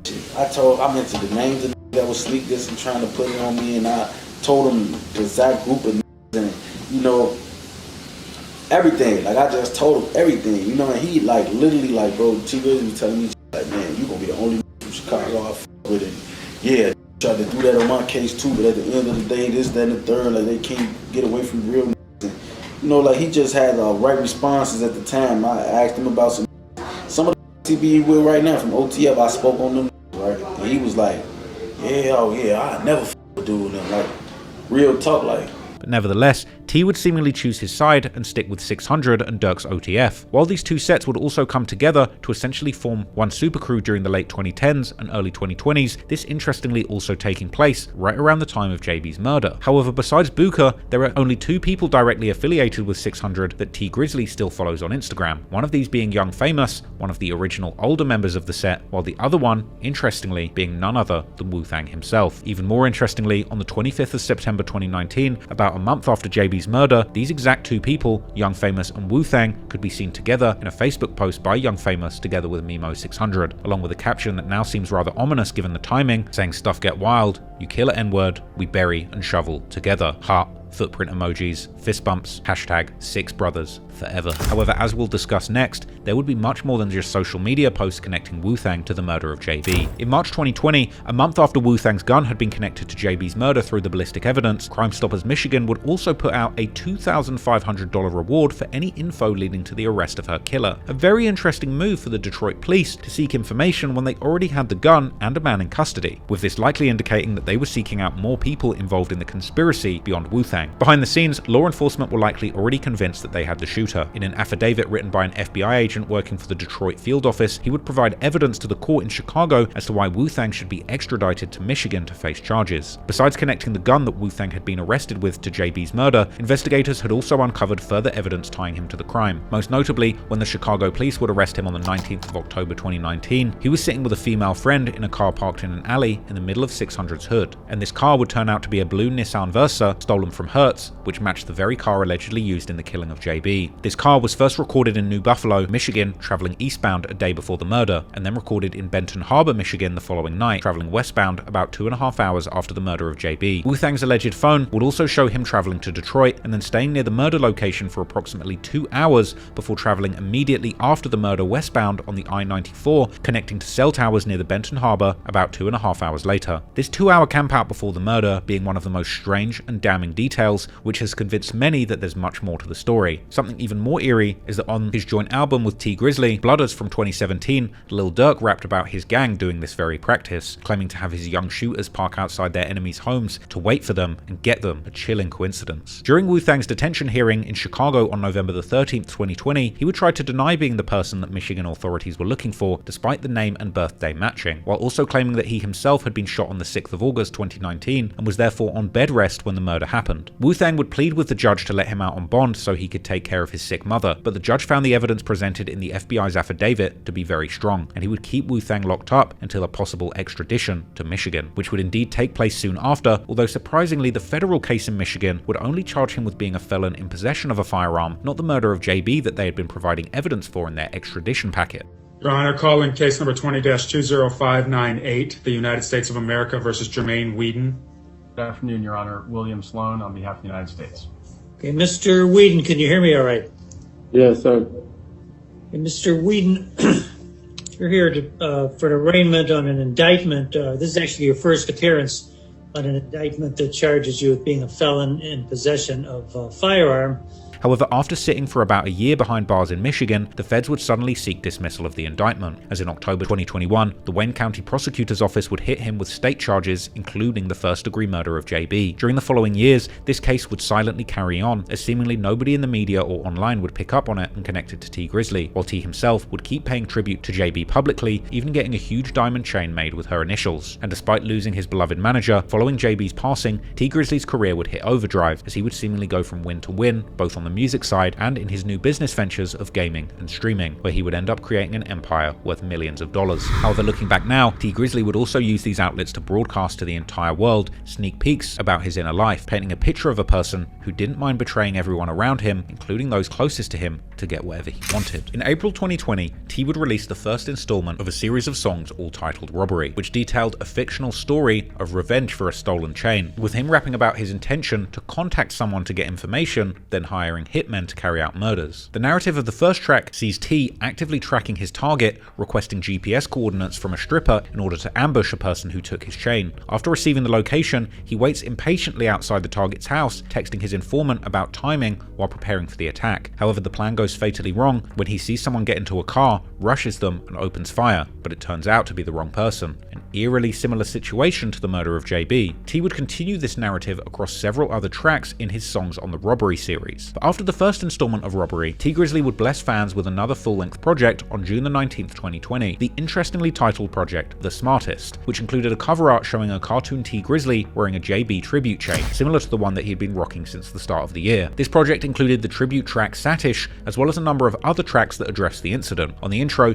T Grizzley rapped about camping outside his op's mother's house, and seemingly referenced an incident where his uncle had stolen drugs from him, and T claimed to have put his uncle in the hospital. On the second track titled I Apologize, T Grizzley apologized for a number of things, mainly to his fans for making industry-focused songs that weren't really him, but later in the track, he also addressed the murder of JB, saying it hit him hard and made his mother cry, something that kind of contradicted what he said in his Big Dog Blast interview. On track 6, Lions and Eagles with Meek Mill, T Grizzley raps how the person who killed his auntie was a fool to let him live too, and that when they die, they'll meet her and she will tell them they're stupid. On track 7, No Witness, T brags how nobody can tell on him if they don't know what he's done, and how he would have had life in prison if there was a witness to the things he did do. On track 8, Picture of My City, he would continue to diss his uncle, rapping how he went from Lil T to Big Unk, and how his uncle turned into a saying that he's now his aunt. On track 10, Timeless, he raps how he sends hitters to kill people and they do exactly what he tells them, even saying that when he pays his hitmen, he times them and expects them to kill people within a 2-week time frame, with these lyrics forming a hook that interestingly ends with a bar saying that JB is looking down on him organizing these hits, smiling. Elsewhere in the verses, T says some interesting quotables like how he wants to attend an unnamed friend's trial in Detroit and how he'll die about love, as well as referencing 600 members Booker, saying that he's trying to shoot 1,000 ops a day and that 600 members know he's not to be messed with when he's got a gun. Then on track 12, Everything, T would rap how he never sold his soul, but he bought people, and that he has people who will cross you. Now these lyrics aren't proof of anything, but in hindsight, seeing T Grizzley rap so openly about paying for hits and double-crossing people less than a year after his aunt's murder certainly raises eyebrows. On February the 26th, 2021, T continued his series and released Robbery Part 2, which seamlessly picked up where his Part 1 left off, with him confronting his informant and demanding information about his intended target's location, before using her as bait to lure the target in question, leading to a shootout where he recruits homies from the hood for a coordinated attack, eventually emptying his gun on his target right before the police show up. But beyond the Robbery series, other songs from T's catalogue also begun drawing attention, with the most notable being his 2021 collaboration, Game Face, along with Booker 600 on Lil Durk's Loyal Bros compilation album. The track featured T rapping about paying large sums for hits, specifically referencing giving someone payment to eliminate a target. Dropping on May the 7th, 2021, Built for Whatever would mark T Grizzley's third studio album. He described the album title as his whole life in one sentence, reflecting a lifetime of overcoming adversity and that he was built for whatever. The track list used the Grand Theft Auto font and nod to T Grizzley's Grizzly World gaming server, which we'll discuss more in detail later, where he was previewing album snippets, blending his music with interactive fan engagement. With a star-studded lineup that turned the album into a bittersweet time capsule of lost collaborators, he had fallen rappers King Von and Young Dolph, as well as rap heavyweight Big Sean, a legend in Detroit, as well as maintaining his ties to serious street rappers from Chicago like Lil Durk and G Herbo. Built for Whatever debuted at number 15 on the Billboard 200, his third consecutive but final top 20 entry on the Billboard album charts, potentially signifying a shift from music to his other business ventures. Revolt hailed the project as a solid body of work that would silence all the haters. Some reviewers called it jam-packed, with 19 tracks that were slightly uneven, noting excessive features which apparently diluted Grizzley's presence. On the first track, Grizzly Talk, T notably discussed his brother Baby Grizzley recently going back to jail after doing a 5-year bid. Just months earlier, Baby Grizzley had been pulled over by Royal Oak police due to their car headlights being turned off. Police searched the car after finding 2 containers of alcohol, eventually stumbling upon 2 fully loaded semi-automatic weapons on the floorboard where Baby Grizzley had been seated. Interestingly, after Baby Grizzley had been placed in the back of the squad car with another suspect, he would then call someone that he referred to as T, who would immediately seem to take the lead in the situation,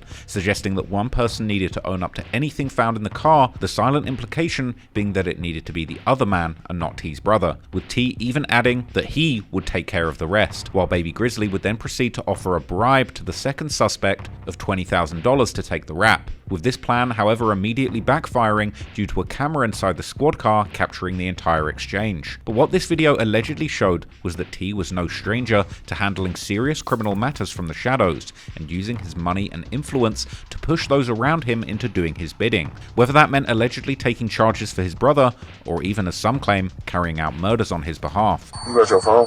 Yeah. Call T, bro. Bro, we in the back of the police car right now, bro. They found everything in that bitch. What? They pulled us out the car, bro, for nothing. What, bro? Bro, only thing that can happen right now, bro, is one of the things, bro. Somebody can say that was theirs, bro, or and they let the other two go, or I don't know. Because they gonna hit some PO up about that if you go in, bro. I was in here just talking to Crave about that. Cause it was just me, Nolo, and Craig. You know me and Nolo and Ferrari. Yeah, bro. Somebody has to say that was theirs, bro. They gonna have to go. That's the only thing that can happen, bro. And when you say I'll take care of the rest. Yeah, guys. And you gonna take the case for us? You gonna get fired. You? Yeah. Is that clear? What do you wanna do? I need you to tell me yours. No, man. What will happen after that? Well, I ain't gonna lie. You gonna get a case, but you ain't gonna get 5 years, bro. We went to the joint already, so we gonna get 5 years. You f around and get a couple months. It's your first case, ain't it? Oh, damn. 20,000. Gotcha. 20 million, you gonna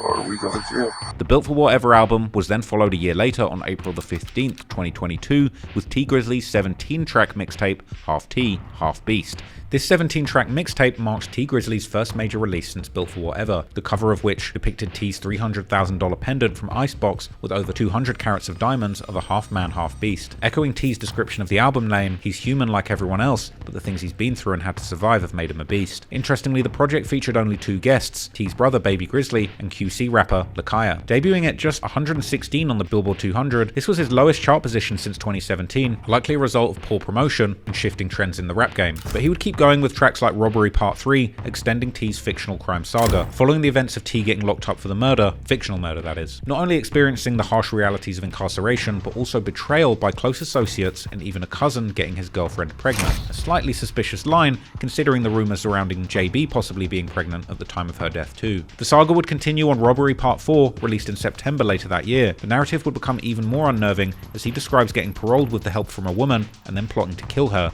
justifying being a snake by calling her a rat, saying rats eat snakes. But possibly the most disturbing part came in Robbery Number 8, which was included in T's 5th studio album Post Traumatic. T would talk about being involved in a volatile confrontation over a love triangle with an older homie, while asserting that he's not to be disrespected, unintentionally drawing parallels to rumours that he was messing around with his Aunt JB, who, if you've been following, happened to be his uncle's wife. For years, these songs existed as what appeared to be elaborate storytelling, but as details about JB's murder became public, fans began to wonder whether T's detailed storytelling contained elements that hit uncomfortably close to his reality. Collaborations with artists tied to JB's murder by 600 members, notably Booker 600 and Lil Durk, both linked to alleged triggerman WoohThang, would take on haunting new dimensions as the case details would eventually surface. Whether these were mere artistic expression or something more sinister remains purely speculation, but they present a compelling case for how real-life events can cast new light on old lyrics and how listeners reinterpret bars when seen through the events of events they learned later on. Nonetheless, T Grizzley's musical output subtly receded, marked by declining chart positions and sparse releases. His pivot to gaming seemed to say a lot about how his career was going at this point. And it would seem that possibly behind the scenes, things might have been hot for T Grizzley, with him retreating into a world of virtual gangs instead, launching Grizzly World, a Grand Theft Auto roleplay server where he traded rap's visceral storytelling for virtual entrepreneurship, building a new empire far removed from Detroit's bullet-ridden streets. But suspiciously, even in these virtual streets, T would still maintain a reputation as a prolific betrayer and backdoor king. During the spring of 2020, 2020, the world changed almost overnight as the virus locked everyone indoors, leading to concerts being cancelled and the music industry scrambling to figure out how artists would survive in a world without live performances. For many artists, this was a catastrophe, but for T. Grizzley, it became an unexpected opportunity to build an empire that would make him more cash than he ever expected. Grizzley has always been a gamer. Even before he became a rapper, he was apparently playing a lot of video games when he was a kid. You just that good from the rip, or you just learned it? I was great. Dang. I've been playing games since I was a little. What games you play?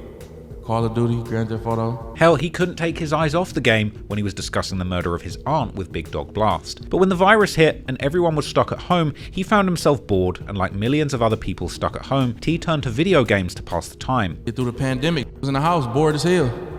Jumped on the game. He's like, you need to stream this. Like, people ain't even gonna believe how good you is. But unlike most people, he had the kind of personality and following that could turn gaming into a serious business. While playing Call of Duty online, T started meeting people who couldn't believe that it was actually him on the game. They recognized his voice and started telling him that he should stream because people really liked his personality. I know about online gaming at this point, so I'm like, all right, bet we can just run Call of Duty. And as I'm playing, I'm just meeting people online, and you know, they not even believing it's me. You feel me? And then hear your voice. Yeah. And then I ran into a couple people that like, bro, you should stream. You feel me? Like, you should stream this. Like, people will really rock with you. You feel me? He would eventually give in and have someone come to his house and make him a whole streaming setup. I had somebody just come to the crib, and he was like, I'm gonna set everything up for you. All you gotta do is click this button. When you click this button, you live, so be careful.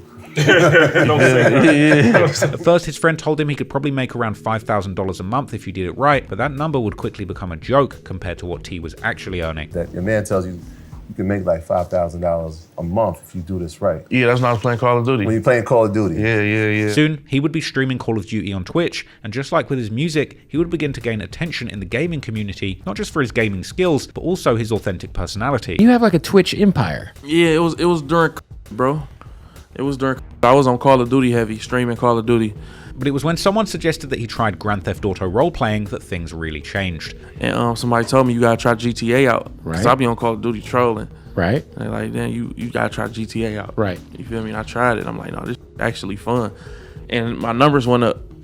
On GTA? Yeah, because it's more entertaining. I could really like be myself on there. Yeah, some street. You're running around, yeah. Exactly. So that was like, this is a no-brainer. And for those that aren't familiar, GTA RP is a whole genre of gaming where players use modified versions of Grand Theft Auto to build their own unique virtual roles, where players can live out entire alternative lives, complete with jobs, relationships, and most importantly for someone with T's background, criminal enterprises. And when you play GTA roleplay, you're expected to truly roleplay, taking on the role of a fictional character in the game and never breaking character, with some of the storylines playing out in the game having a heavy emphasis on betrayal, with one character being dubbed as the Backdoor King, as T. Grizzley would gleefully betray people in the game and rap Lil Durk lyrics to celebrate backdooring people in character. And when he finally got going on GTA RP, he played the role perfectly. I mean, jacking cars, robbing houses and stores, it was all stuff that came naturally to him. What made T a hotshot in this space was that he attracted a lot of other dudes who were actually from the streets. Player from the real streets all over America who had really lived that lifestyle decided to start hopping on the game with him, and it became a way for people to live out that lifestyle virtually instead of doing it in real life, which was way better and safer. A lot of dudes who was like actually in the streets, you know, I'm telling them to get on the game. Like, it's a lot of dudes from Jersey, from the South, like everywhere, that was really in the streets that's on the game now. And it's so fun and interesting and exciting to watch because instead of really doing it in real life, people doing it out here. You know what I'm saying? And it's just way better. And in this digital version of the streets, T. Grizzley would slowly gain complete control, later creating his own GTA RP server, Grizzly World RP. The server was developed him for free by one of his homies in Canada, making the whole operation even more profitable. How much did it cost to develop the server? My people did it for me for free. Oh my man's in Canada, his name North. Shout out to North. Yeah, my boy in Canada's name North. It was like T's digital kingdom, where he could be the ultimate authority, making every rule and receiving every penny made directly to his bank account. But not to be all in your pockets, but like, what's that look like? It looked crazy. Like, I can show you like this month so far. That's this month so far. Oh my God. Yeah. That's 6 figures. The setup was genius or ruthless, depending on who you're asking. Players had to pay a fee of $100 just to get access to the server, but the real money was in the queue jumping fee. They're paying a fee to be in the world, yeah? Yeah, because some people pay to like skip the line. Because you'll be like 75th. And that might be like 9 hours. You feel me? So people paying to skip the line. again. With hundreds of thousands of people wanting to play on his server, but only 250 slots available at any time, T had created artificial scarcity. And artificial scarcity, as any good businessman knows, drives up demand, which in turn drives up the price. Like the server is always full, but we got hundreds of thousands of people that's part of the community. So it's like, you gotta get in the line and just leave your PC on. And if somebody dies or somebody turns off their PC, now a new person. Now you get, not a line, whoever was next in line get to go. Getting into the server was only the beginning too, as according to Parker, a YouTuber who would make a video exposing the pay-to-win model on Grizzly World in a YouTube video, everything in T Grizzly's world costs real money, which is then converted into the server's virtual currency called Black Diamonds at a 1-to-1 rate. Guns cost Black Diamonds, fast cars cost Black Diamonds, even skipping jail time after getting arrested cost Black Diamonds, all purchased with real money. And even worse, other players could rob you of these diamonds that you had paid your real money for, forcing you to buy even more. And to top it off, when you get these diamonds from their store, people can literally rob them from you. I looked at their Discord and there's countless people just losing their mind about spending hundreds of dollars only to be robbed of it minutes later. T even owned virtual businesses within the game and hired real players to work virtual shifts, paying them a percentage of the virtual profits while keeping the lion's share for himself. You know, they making money. They literally like gotta work it like a real job, and they own it every day. Don't miss a day. Grand Theft Auto. And the numbers were insane. In a single month, he could pull in over 100 grand just from his Twitch streaming, and that's excluding additional revenue from merchandise. Parker's video would go on to gain over 3 million views, exposing the exploitative nature of Grizzly World. But rather than address the criticisms or reform his server, T would hire one of America's biggest entertainment law firms to file a copyright strike against Parker's video. T Grizzly or his lawyers have used the YouTube copyright system to take down my video on him. The takedown is false. I think it's fair use, which I'll get into later on. This isn't something I want to take lightly. This was submitted by one of the biggest entertainment law firms in America, and they've personally issued an attack on my channel with a copyright strike. The strike was based on just 30 seconds of footage from a 2-hour gaming stream where Parker had managed to give away virtual money in front of T, footage that clearly fell under the fair use protection. In total, there's no less than 30 seconds tops of his video being in mine, and it's all used completely transformatively, and it's an entirely different piece of content. The video would eventually be restored after Parker fought the takedown, but even with that, T Grizzly showed the world just how far he was willing to go to silence anyone who exposed his business. Perhaps in many ways, Grizzly World RP has become the perfect window into T's character. He had gone from being that innocent kid that was left without his parents in the cold streets of Detroit to being the ultimate backdoor king, as well as the architect of his very own exploitative gaming system, complete with all the power dynamics and financial exploitation and ruthlessness that had shaped his real life experiences. But unfortunately, back in the real world, after his music career had cooled down somewhat, soon the streets would be scorching, as in 2025 the world would wake up to the shocking revelation that T's aunt JB had allegedly been killed by a 600 member with close ties to T Grizzly himself, ties that he'd maintained for 6 years after that murder. In March 2025, pictures of WoohThang in court would circulate on the Chiracology subreddit. At this time, it seemed that people were clueless about what this case was really about, but people managed to piece together that this was a Detroit courtroom. And then, in July 2025, the silence around WoohThang's alleged involvement in JB's murder would finally come to an end, when the state trial against him would officially begin, and the media and online sleuths would finally catch wind of the story. This would set social media on fire, as communities dedicated to following the gang wars in both Chicago and Detroit would go crazy on Reddit. Many were in disbelief that the killer could have come from 600 when T Grizzly had such close relationships with members of the gang, and people instantly felt that this was not random and there had to be more to the story. Many believed that there was more going on beneath the surface, and details and speculations would circulate fast. An early source on the subject was No Jumper host Poetic Flacco, reporting on the trial and rumors that T Grizzly had enlisted the help of Chicago hitters to murder his aunt and manager. And the conspiracy that I'm referring to is the conspiracy that T Grizzly enlisted the help of Chicago dudes that he knew to murder his aunt Jobina Brown, who he impregnated to make that scandal go away and to retain back his masters from her. Poetic Flacco pointed out that after JB's murder, T's ties to 600 and OTF only grew stronger. OTF or 600 couldn't have backdoored T Grizzly because the killer of T Grizzly, WoohThang, was arrested in 2019. T Grizzly did a joint album with Lil Durk. In 2024, T Grizzly made Buka 600 right-hand mans with the killer WoohThang his groomsmen for his wedding. So T Grizzly was becoming closer, like probably closer than ever, with the alleged parties that murdered his auntie. Flacco also poked holes in T's story that the killers were after him and mistakenly shot JB, questioning that evidence, suggesting that WoohThang had been waiting at the crime scene. When he exited out of the vehicle, he went to the side porch to get let in. The killers couldn't see he was at the side porch, but they knew what side of the vehicle he was in. So when the killers seen the vehicle was parked, they went to the vehicle and opened up the side of the vehicle that T Grizzly was sitting in before he exited out. They opened it up and began to shoot at the auntie because they thought the auntie was him, because they thought he was sitting there. Only reason why they would know that T Grizzly was sitting on that specific side was because they seen T Grizzly get in the vehicle on that particular side and they followed him to the location. The cell phone towers pinged WoohThang's cell phone at the murder scene for more than 1 hour and 56 minutes. So it started pinging around 7 p.m. and continued pinging until 8:56 p.m., which is minutes before the shooting occurred.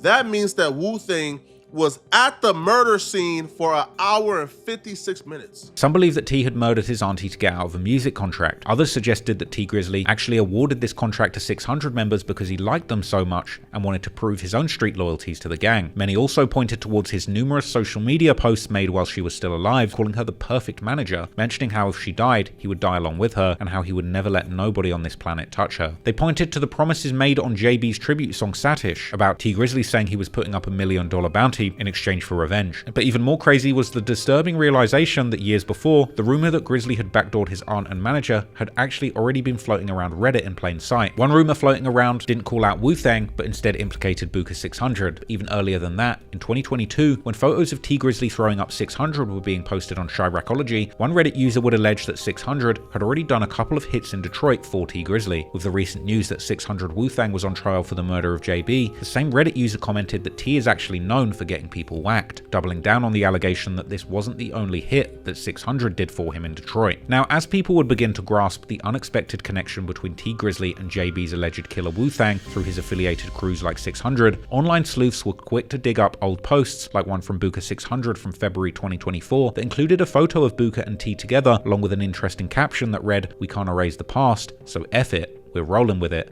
#Bond guaranteed," to which T himself would reply with the fingers crossed emojis. T Grizzly himself would soon respond to rumors, calling them pure nonsense. I just ain't about to go around trying to clear no, because it is what it is. As far as like, you know, I ain't about to be. You can't entertain, bro, especially when it's absolutely nonsense. You see what I'm saying?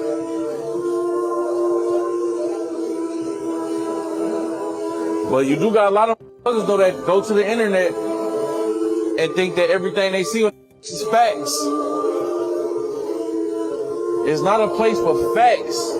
However, just like his earlier interview with Big Dog Blast, this wasn't convincing, and this would do little to stop the spread of even wilder rumors. One of these being that T had actually gotten JB pregnant while being happily together with his long-term girlfriend and now wife, with some commenters being quick to remind everybody that JB wasn't actually his auntie by blood, this theory providing a truly sinister possible motive for the alleged murder. However, as Wack 100, who is known to have insider sources for numerous high-profile court cases, would note to Cam Capone that JB's autopsy report would allegedly state that she wasn't pregnant at the time of the murder. You know, what's the motive for that? I can't. You know, they was talking about a baby, but autopsy report says she wasn't pregnant. Right. Right, that's what I seen too. However, Wack would also claim during the Adam and Wack show on No Jumper that he and Poetic Flacco had been on the phone with JB's son, who would allegedly confirm that he thought T and JB had been romantically involved. You know, I know what I know. So the son is solid. The son ain't playing. He got on the phone with me and Flacco and said, "Yo, Wack, I'm a big boy. I know what time it is. I know what was going on." I said, you know what was going on? He said, "Yeah, I know what was going on." And you took that to mean that they were sleeping together? Well, you know me. I said, "Well, since you know what was going on, did you know this?" He said, "I absolutely knew that."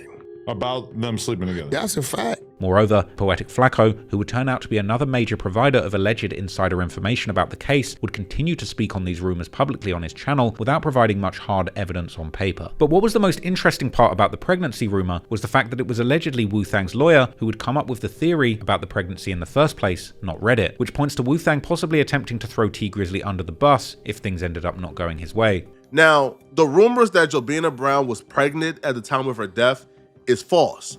But where those rumors came from?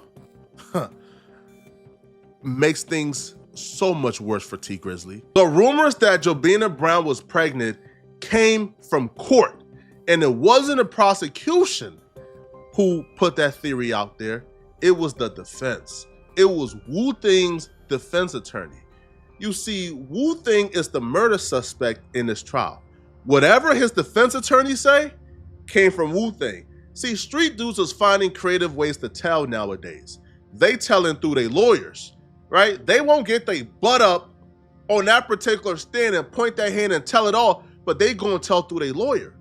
The defense attorney, who is responsible for getting WoohThang off, he came to court and he says, listen, obviously T Grizzly put the hit out on Jobina Brown. He said that in court. The transcripts will prove it. Wack 100, who would vouch for Flacco's information being legitimate, would also point this out during the Adam and Wack show on No Jumper, emphasizing that if the defense's plan of getting the phone evidence thrown out wouldn't work, there was a strong chance of WoohThang flipping on T Grizzly. I heard about that, but I heard that Flacco is being accused by some other YouTubers of basically spreading fake news, and that's cap. So he's keeping it real.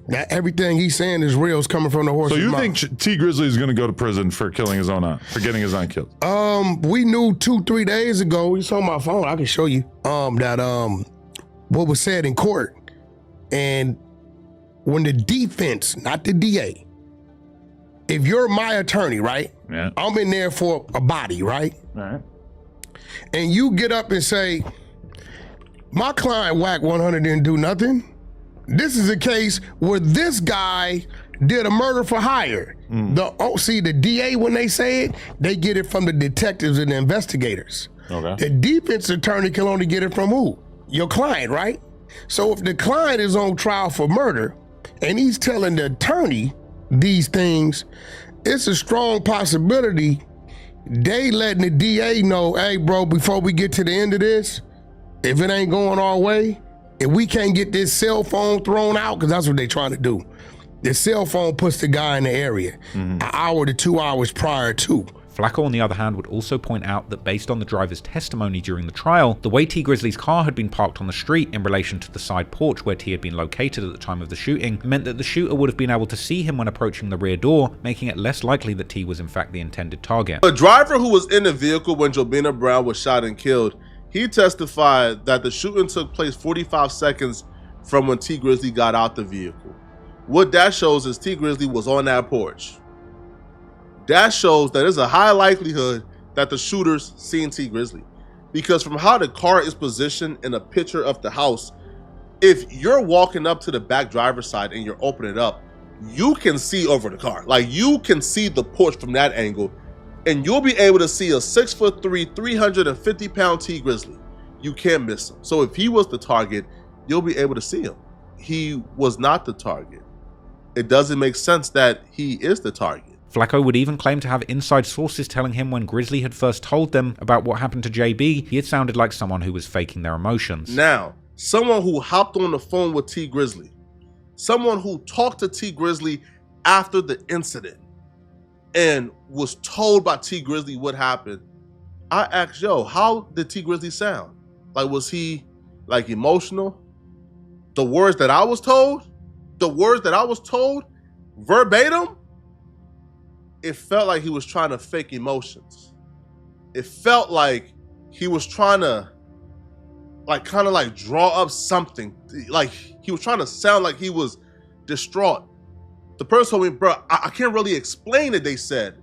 It just felt like he was trying to come across as if it was this and it was not. Another loose end which ended up getting more attention around this time was Sada Baby's response to the death of JB, who was also managing him at the time. As we already discussed earlier in the video, Sada Baby was signed to T Grizzly and JB at the time of her death. Sada Baby emerged as a prominent figure in the Detroit underground rap scene during the mid-2010s, raised on the east side of Detroit, Michigan, and affiliated with the 50 Zone, aka 50Z, a gang with direct ties to the Campanella Park Pyrus in Compton. In 2017, he signed to T Grizzly's label Grizzly Gang, and alongside T, he would also be managed by his aunt Jobina Brown.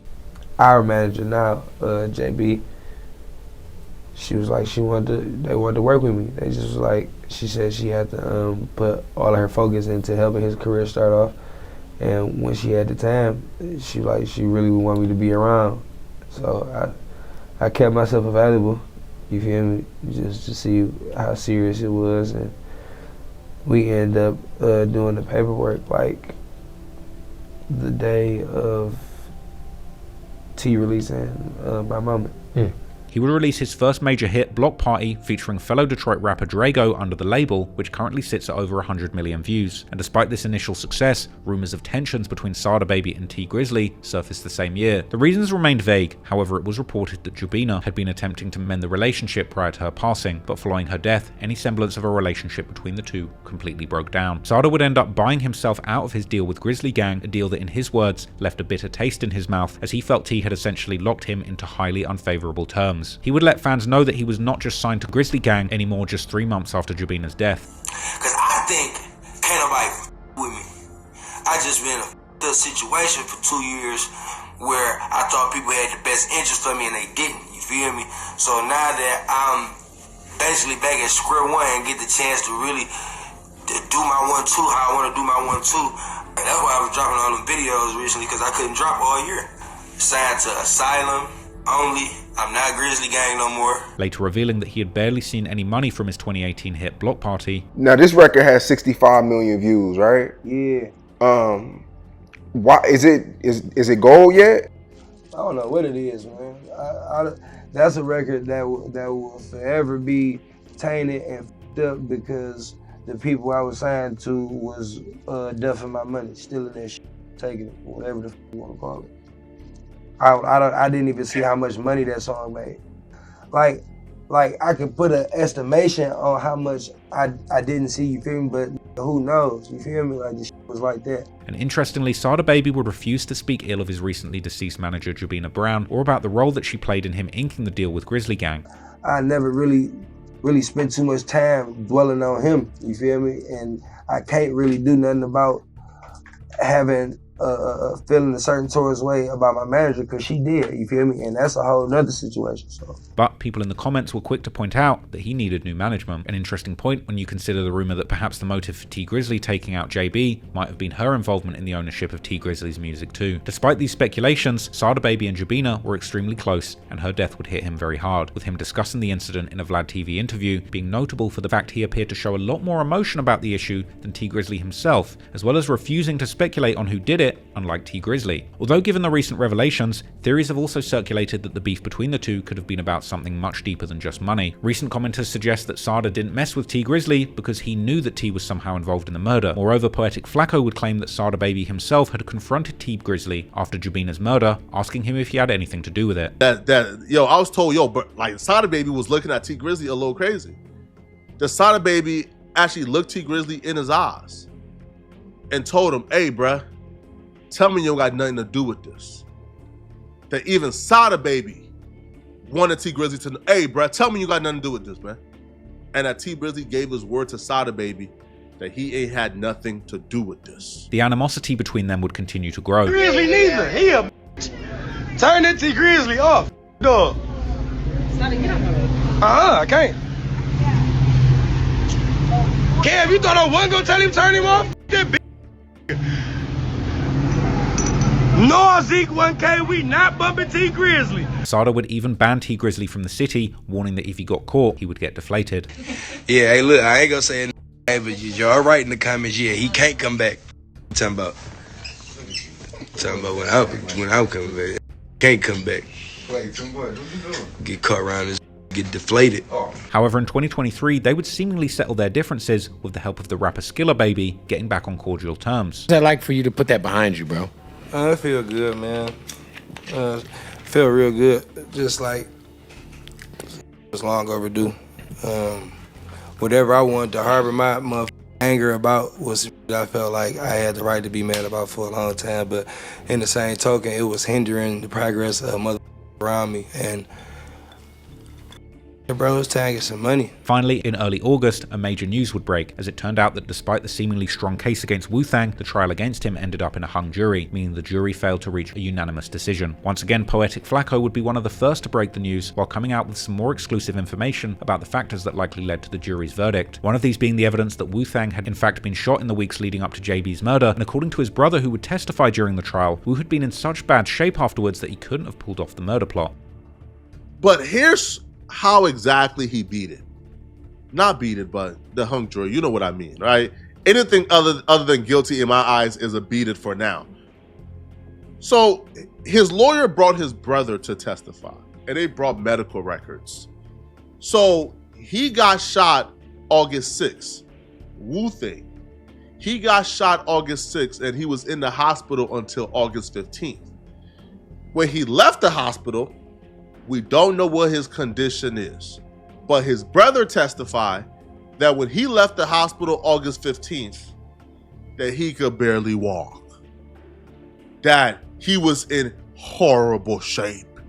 That when he left the hospital August 15th, he was disabled. The shooting of WoohThang had allegedly taken place on the 6th of August, exactly 2 weeks before the murder of JB on the 20th, while on the 15th, when Woo had left the hospital, he was allegedly barely able to walk. But interestingly, WoohThang still has an Instagram highlight on his page, posted on the 4th of September, almost exactly 2 weeks after the murder, where someone, supposedly WoohThang himself, can be seen walking without any problems while showing off a big stack of cash in his pocket, meaning that in just 2 weeks he had supposedly gone from completely handicapped to walking around without a care in the world. But still, as Flacco would argue, the medical reports may have been enough to plant a seed of doubt in the jury's mind. But I think the jury had a hard time reading the medical reports. Oh, okay, he got shot on August 15th. Now, the thing is, we don't even know how severe it was. We just know he was in the hospital until August 15th, but we don't know how severe the injury really was. So the jury is looking at the medical report, looking at the brother testimony, that when he was released from the hospital August 15th, he could barely walk. So the jury is like, man, we having a hard time deciding if he could barely walk August 15th, then to say that he committed this murder August 20th, it's a reach and it's a stretch. Moreover, as Flacco would also point out, besides the gun, car, and telephone data connecting WoohThang to the murder, there's no evidence that he was acting alone, and he might as well have just been the getaway driver rather than the actual shooter. Because he was found with the murder weapon, he was found with the getaway vehicle, and his phone was pinged in the vicinity for 2 hours. But to say that he did this by himself is a stretch. It's a big stretch. But whatever the case, there's still rampant speculation about WoohThang being involved, and T's relationship with those affiliated with his aunt and manager's suspected shooter have only grown stronger over the years. Now, I want to make this definitively clear. There is currently zero solid evidence of T Grizzley having anything to do with his aunt's death. And yes, it looks bad, very bad. But the reality is, the majority of the evidence connecting T Grizzley to the murder himself is still pure speculation, conspiracy theories, and social media chatter. I'm a big fan of Poetic Flacco's reporting, but it seems that a lot of his theories are based on hearsay and private conversations with people who don't seem confident enough to share these theories publicly. Now, it's certainly possible that T Grizzley could have been involved, and perhaps if there's another trial for WoohThang, we may well see people attempt to put the blame on T Grizzley. But there's even a strong possibility that WoohThang is actually telling the truth too, and that he might have been too injured to have played a part in this murder. However, other evidence makes things look incredibly bad for him. Sadly, in the modern day of social media investigating, many people are quick to make a judgment before the courts do. But who can blame them? When nowadays social media moves at a breakneck speed, while the wheels of justice still spin as slowly as they ever did decades before the internet. Now, I for one have always been a huge fan of T Grizzley's music, as well as the music of many of the members of 600, but today there remains a lot of unanswered questions, and unfortunately, this puts a dark shadow over T Grizzley's career. Now, I truly hope that we can find the truth soon, and either T Grizzley can clear his name, or that JB's family and friends can finally get the justice they deserve. But most importantly, I hope that as time passes, we get to the facts and the truth of the matter. Because in spite of all the speculation, this is clearly a mysterious murder that is miles away from being truly solved. Now, I have no doubt that eventually the facts will come out, and JB's family will finally get the answers they need. I hope you found this deep dive useful. Thank you for watching. I'll see you in the next video.